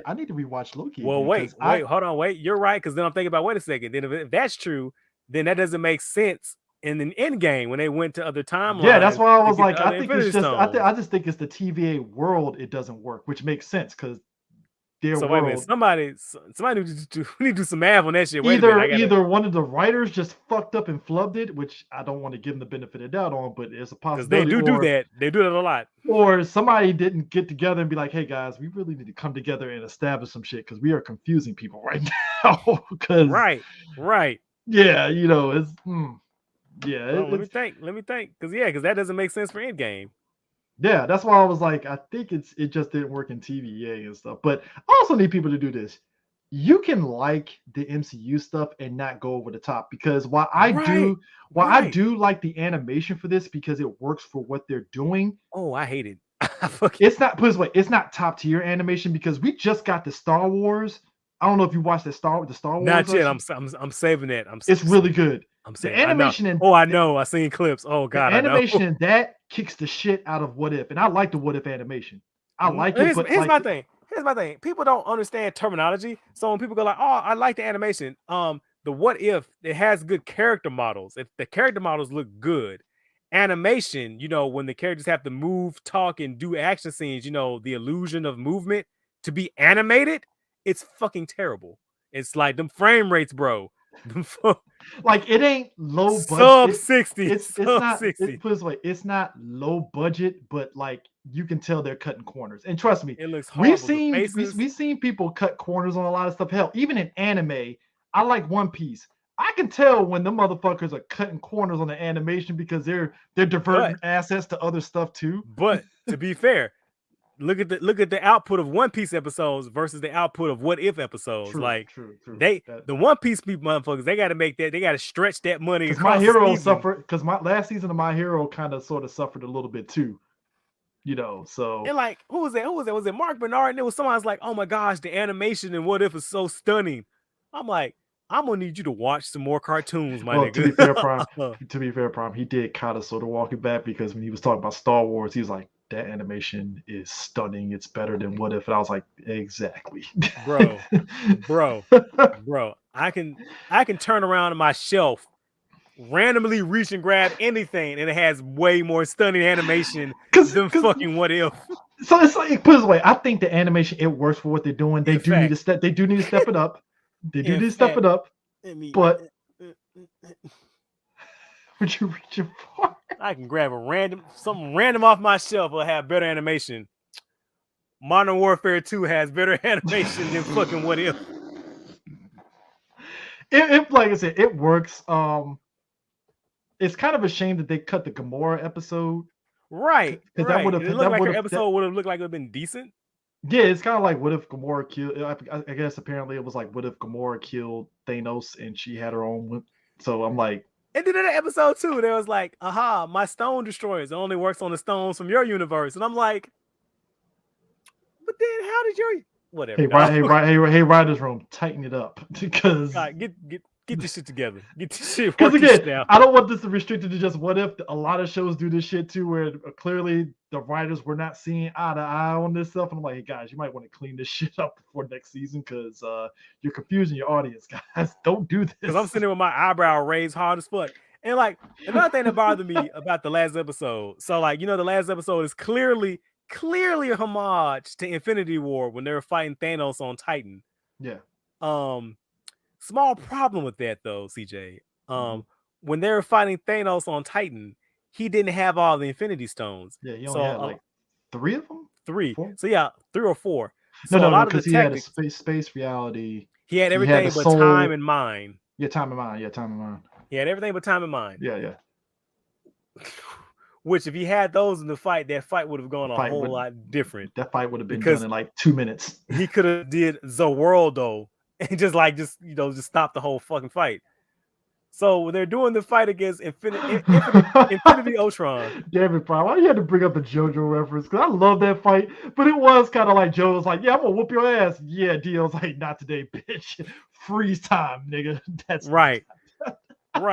Right. So that whole fight, they're fighting. I'm going like, let's bombard him. I'm like, this doesn't make sense. It makes sense for an organic being like Ultron, like, oh, let's keep him off guard. But Ultron is a computer. Like, I'm pretty sure he can process. He thinks pretty fucking fast. I'm sure he can process all the shit y'all doing pretty efficiently. So it's how he was also beating the shit out of the Watcher. Like, I'm pretty sure he can handle all y'all jumping at him. I only excused it because comic books do it too, and maybe because we're reading the comic books, we don't see it as blatantly as animated. Where I'm like, this is a little kind of. Last episode, him fighting the Watcher, it made sense. Oh damn, he cut out. Okay, you there? Right. Yeah, it's like last episode, it made sense because it's like it's the Watcher. They're on even with the powers, but like when you have and then granted, it was set up because we got moments like Peggy and Black Widow throwing the shield. I'm like, all right, that's funny. That's a funny. I know, movie. Right? So that's what I'm saying. Right. I'm not a fucking cinema sins like ding ding. Like I don't really ultimately I don't give a shit with a passion. They can go straight there. But anyway, like I'm not one of those type of people. I'm like, look at what I point out. Like, I let that shit slide. Like, look, I watch comics. Yeah, you read comics. You let it's like you let a lot of shit go. I let a lot of shit slide. I don't give a fuck. I just find sometimes pointing shit out because it's fucking funny to me. You have to. You got to. Somebody on Twitter pointed it out, and I was like, I can't argue that because they're right. Because Ultron should have ended that fight in a minute. Like he had the time stone. Like because the only reason that fight exists the way it does because they're doing a homage to Infinity War. But I'm like, that doesn't work. Yeah. It doesn't work. So I'm Godspeed to what. Like I said, I'm digging that Disney Plus is. Like I said, they're clearly doing stuff. It's just I need season 2 of What If to kind of like, hey, clean it up a little bit, guys, because I mean, just a smudging. Just CJ, I would really like to like one of these shows, and they're making it so hard. I mean, I'm liking them. It's like it's one of those I'm enjoying it because I like the fact that because I can't imagine Falcon Winter Soldier as a movie because I probably would have hated it because they would have rushed a lot of shit. No, I disagree. I feel like if it was a movie, it might have had a tighter focus. And would have maybe gotten to the point a little better. But see, I wouldn't have believed Sam being Falcon if it was a movie versus a TV show. Because I like the build up to him being like Cap at the end. Well, the movies be long as hell though. Like I was sitting in I don't know if they could do it in 2.5 hours though. I was sitting in Shang-Chi going like, God damn. Like, what the That's fuck? why I was like, yo, if you're going to do a spinoff of a sister, that shit better be a fucking TV show. Because nah, bro, you can't, and that's why I think with them having Disney Plus, it makes it easy for them to do TV show. That's why I was like, I'm glad Echo is getting her TV show. Because I remember at one point, no bullshit, folks. At one point, Echo actually was going to get a movie. Not even joking, she was going to get a movie.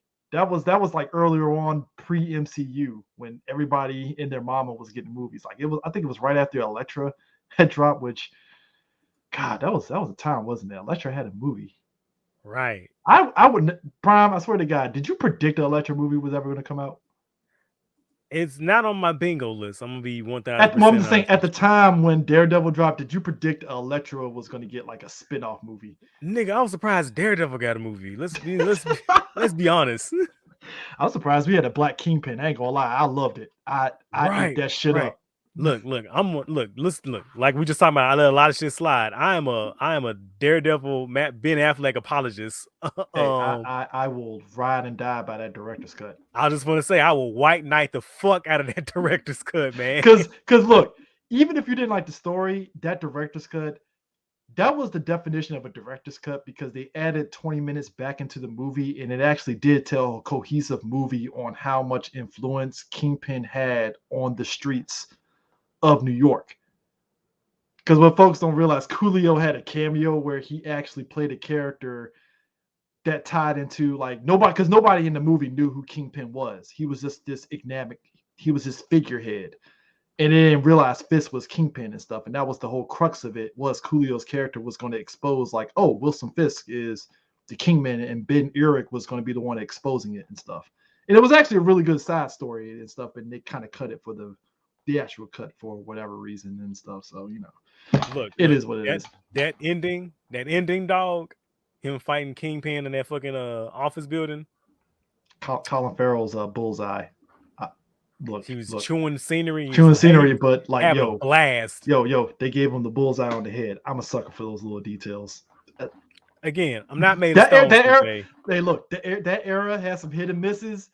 When they got those little nuggets, it's like, all right, cool. Because look, I wasn't too fond of Nicolas Cage's Ghost Rider. When they gave us Old West Ghost Rider, I was like, okay, again, I'm not made of stone. You got me. Not made. I mean, you ruined Blackheart, but I mean, hey, look, trade-off. You gave us Sam Elliott as old school Ghost Rider. It's a good trade-off. Why not? Fuck it. I mean, but is it though?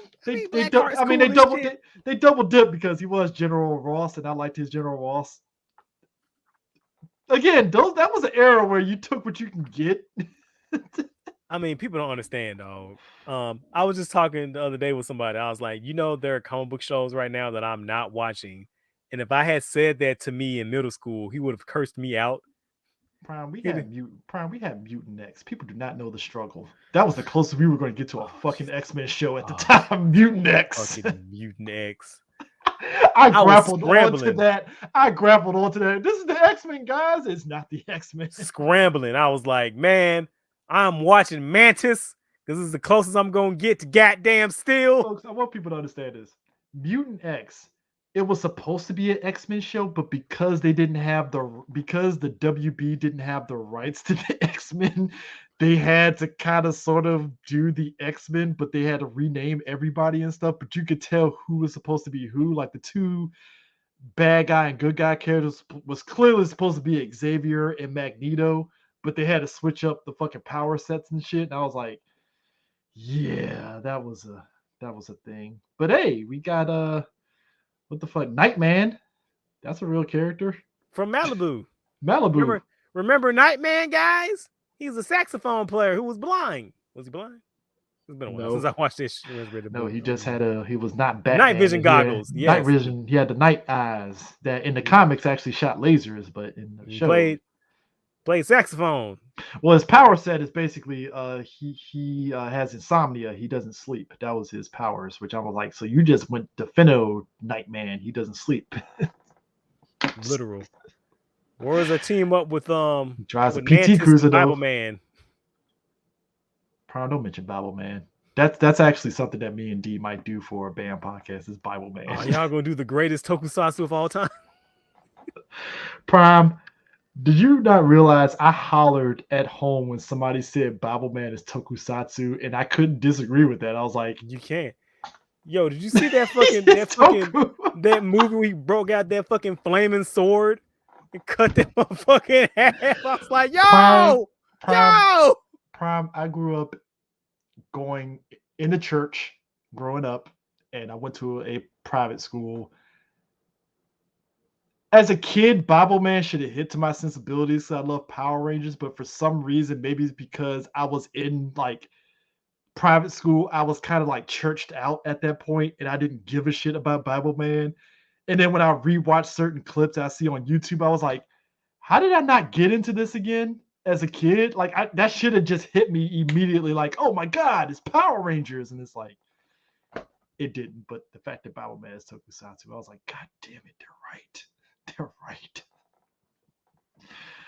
Oh man, don't let Marvel get Bible-Man. Please don't let them do that. I don't need that. I do not need Marvel Presents Bible-Man. They will fuck that up completely and make it too serious. Right. But anyways, folks, that is it for Comic Book Corner. This was. God, why'd you remind me of Bible-Man Prime? Why? The Lord spoke to me, dog. Hey, Flash TV show. He's getting yellow boost now. Prime took 8 seasons. Took 8 seasons. It took 8 seasons. And so, did you watch that clip for Armageddon? The little trailer. Okay, so bringing back the old Justice League gang again. So Vincent Van Gogh there. Vincent Van Gogh is fucking supposed to be Despero. Are you fucking kidding me right now? That's Despero. I didn't pay attention. He's Despero. That's supposed to be Despero. Are you 3 eyes Despero? 3 eyes Despero. Fish fin head, 3 eyes, psychic power. Fish fin? Big beefy boy. Where's the fish Despero.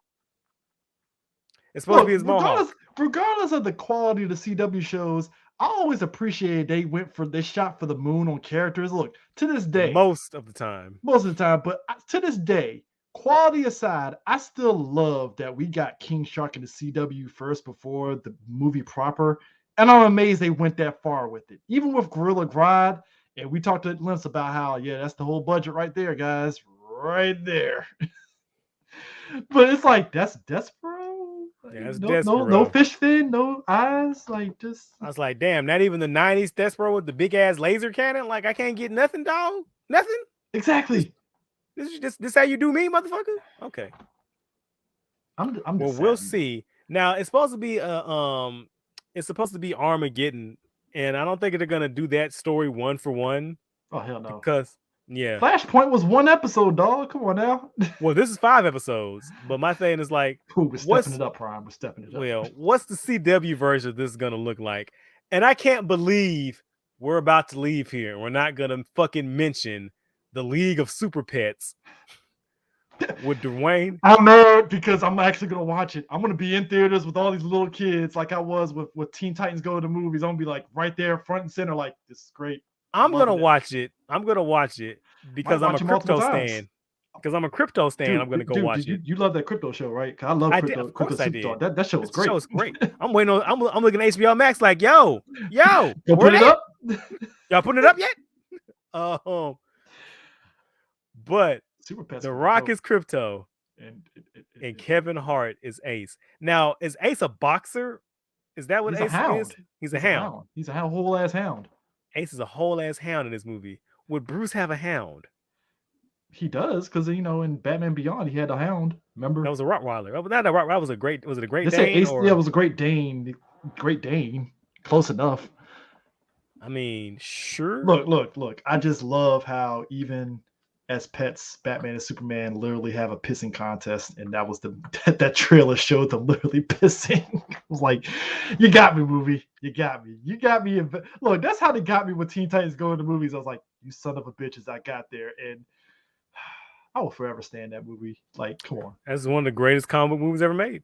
Again, where are these people with this terrible taste? Where are they at? I'm sorry. Look. They got me with Challengers of the Unknown.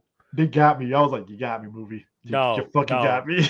That fucking scene when they're like going back in time, like fucking up the origins. Prime. All of us on Twitter, I feel every day we mentioned it. When they showed Robin pushing Bruce's parents into the alley, I was like, they got away with this. Somebody at WB was like, yeah, sure, go for it. Fuck it. Why not, right? I mean, well, clearly WB's asleep at the wheel. Just look at the production of Batwoman. Just look at the Batwoman production. They don't give a fuck. They don't care what's going on out there. It was like when Disney just let them do RPM, and it was like, yeah, we don't give a shit. Do RPM however you want it, and we actually got a good season out of it because Disney didn't find out until it was too late. It was like too late, motherfucker. So they started checking the budget. Like, wait a minute. Hold on. Whoa. The money, the books. What's going on here? Are we cooking the books? Nah, bro. What are y'all doing? Are y'all making a TV show over there? Bad. Don't do this. Get them the hell out of here. Dude, somebody on the production of Power Rangers RPM was like, "Who snitched? Who snitched?" Who the fuck snitched? You snitched, you dry snitched on yourself because they gotta sign the goddamn receipts, you dumb bastard. They had to sign the back of the checks, you dummy. You dumb motherfucker. You the one here saying let's build Mad Max out in the middle of New Zealand, you dumb bastard. You imagine somebody is like, yeah, let me go ahead and cash these checks, and somebody's like, don't do it, they're gonna find out. No. What's going on out here? You gotta wait till the season is over, then cast a check and be like, suckers, dumb motherfuckers. Too late now, buddy.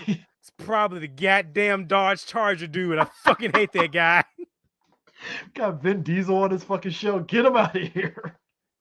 Talking about his goddamn, hey man, this is actually vintage, son of a bitch. You like that grill?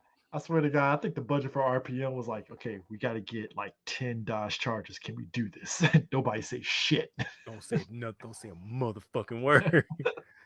Somebody pulled on. Get the gravel truck. I want the finest dirt for my Mad Max mud pit. You know what happened? Somebody pulled onto the Disney lot in a brand new Charger. It's like, so Bob, where'd you get that Charger from? Oh man, they were giving it away on the RPM set. RPM? What the fuck is RPM? What the fuck is an RPM? He goes into the books like, He's RPM. Like, it's a Power Ranger show. We still making Power Rangers. No, problem. Not even. It doesn't matter. We're still making Power Rangers? No. It's a, what the fuck is a Power Ranger? Bob Iger's like, nah, motherfucker, cut the budget right now. Shut them off. Turn the tap off. Turn the water off. We're done. We got Disney. We got Marvel movies to make, man. Turn it off right now. Like, the fuck y'all doing up here? You just come in, Bob Iger, shut the lights off, takes the crab table. He doesn't take the whole table. He just like wraps up the food in the big the tablecloth and slings over his shoulder and make sure you lock the door on y'all way out, motherfucker. Pearl Mother's like, women, what is this? But like, sir, can I get a Sprite? You get a tab. Mr. Tab, they get the fuck out of my office. All of a sudden, we got the last laugh. We only had 2 episodes left. Eat shit. We're done. Jokes on them. We got 2 episodes left. What was it? Bruce Klosh pulls up in that damn Humvee he had. Appreciate the money, Ike. That fucking Winnebago. Saban is in the passenger side. Thanks for selling it back to me for pennies, dog. Saban in the passenger seat, slanging Twinkies, going, beautiful day, isn't it, Bruce? It's like, man, they sold this shit back to me for pennies on the dollar. This is great. So, Bandai, about them plastic figurines, though. I'm sorry, folks, to end this.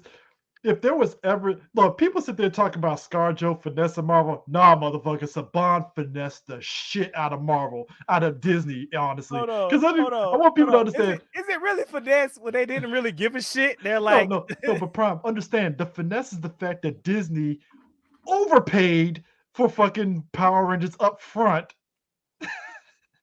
Which even I was just like, you paid a lot for this, Disney. I'm not mad at it. It's Power Rangers, but y'all overpaid a lot. Honestly. But then to show how little they gave a shit, they're just like, we just want to be rid of it. Which I'm mad. I'm like, hey guys, would you give it away for $1? I had $1 right here. Give it to me. I would do something with Power Rangers. They know Saban bought that shit back for $10 million. That's like fucking pocket change for Saban. Like, all right, this was to be fair, because they did get a lot of shit, a lot of merch. They get. Because I think, Disney still has the rights to like a bunch of shows in their vault. They just sitting on them. I mean, to be fair though, like I said, even with them overpaying for Power Rangers, they did get a lot on the merchandising side. To be fair, it's just they weren't going to sell that shit in the Disney store. So, because they hate women. It's like girl Power Rangers. What's that? Goddamn misogynist. The fact that Bandai had to look at it, I'm like, look, motherfucker, we got women that watch Power Rangers. You're gonna fucking sell these shits. Kiss my ass. I'm like, why is one of them pink? That's a girl's color. Bandai's what are you, gay? Bandai's like this, like, oh, god damn it, Disney. Yeah, that fucking image to do with the cigarettes. Goddamn Disney. Goddamn Disney. The fact that Bandai had to tell Disney, look at the numbers. Women buy Power Rangers. You like money, right? Exactly. We buy it. I'm sorry, the fact that we actually have an image of Saban just in the passenger seat of a Humvee, like, that's great. This is awesome. Get Bobby Band on the phone. I'm back in business, baby. It's like the fucking Stringer Bell. I want you to put the word out on the street. We back. That was Saban day one when he bought Power Rangers. Hey, Johnny Toei, what up? You miss me, baby? Baby, I'm back, baby. I changed, baby. Baby, come back to me, baby. Fucking Saban looking at I like, good luck on your fucking Marvel, whatever the fuck that is. Peace. Oh man, every day I think Ike and fucking Saban low key be having fucking dick swinging battles against each other, or who's more richer than the other. I'm sorry, like I really feel that happen. Hold on, to even do that. Hold on, you mean who's cheaper than the other? Yeah, really. You know what? Saban might win that one, to be honest. Saban, we're all world champion MVP. Goddamn it! Ike is like, hold my beer. Really? I can hold that. I can even do better than you, sir. Saban, hold my tap water. What the fuck I'm drinking beer out here for? Saban is like fucking 16-time champ of fucking that shit. In a styrofoam cup, bitch. Get me fucked up. It's like somebody was like, "Yeah, that's cute. You didn't give women give women toys. I mean, I give women toys, but I cheap out on how much I pay my people. Can you say that? You can't, can you?" Like, I offer my unions. Kaz, what's that? I offer my Kaz an extra pizza party once for some extra ADR work. What's up? Yo, I'm mad. And not just extra pizza. Sorry, a Little Caesars pizza, not pizzas. A Little Caesars pizza. Saban really literally pulls the corporate move of, we have a pizza party to give you a pat on the back. He really did that shit. I'm like, bruh, it's not enough that you don't unionize. You literally pull pizza parties at the end. Ain't that a bitch? Right. The most disrespectful thing to do. Where they give you the slice that's like fucking thin as shit. Where they cut a slice like 16 times. Like, wait a minute now. I've had pan pizza that's bigger than this shit. What is this? Motherfucker, I had Tostino's little microwave pieces bigger than this. The fuck is this? Oh my god. But that's it, folks. That's it. I'm sorry. I totally forgot those two were probably in the same building at one point. God damn. Perlmutter and Saban. God, that. Can you imagine? Ain't nobody getting Sprite. Ain't nobody getting a canned soda. Man. Take your shoes off. Is the light on? Sir, I'm working. Turn that goddamn lamp off. Like, think about it. Imagine you've been on Power Rangers for so many years. Disney buys you, and now you got craft table service and shit. And all of a sudden, Saban buys it back, and no more craft service. It's done. Like, it's dead. It's take like, this. Fuck. Take this Lunchable. What the fuck? It's like when Disney had us, we had a craft table. It was great. We ain't Disney anymore, buddy. You craft a table out of some goddamn plastic. You go. Oh my god. But anyways, folks, that's it for Comic Book Corner. We'll catch you guys later. Peace out. Beat us in.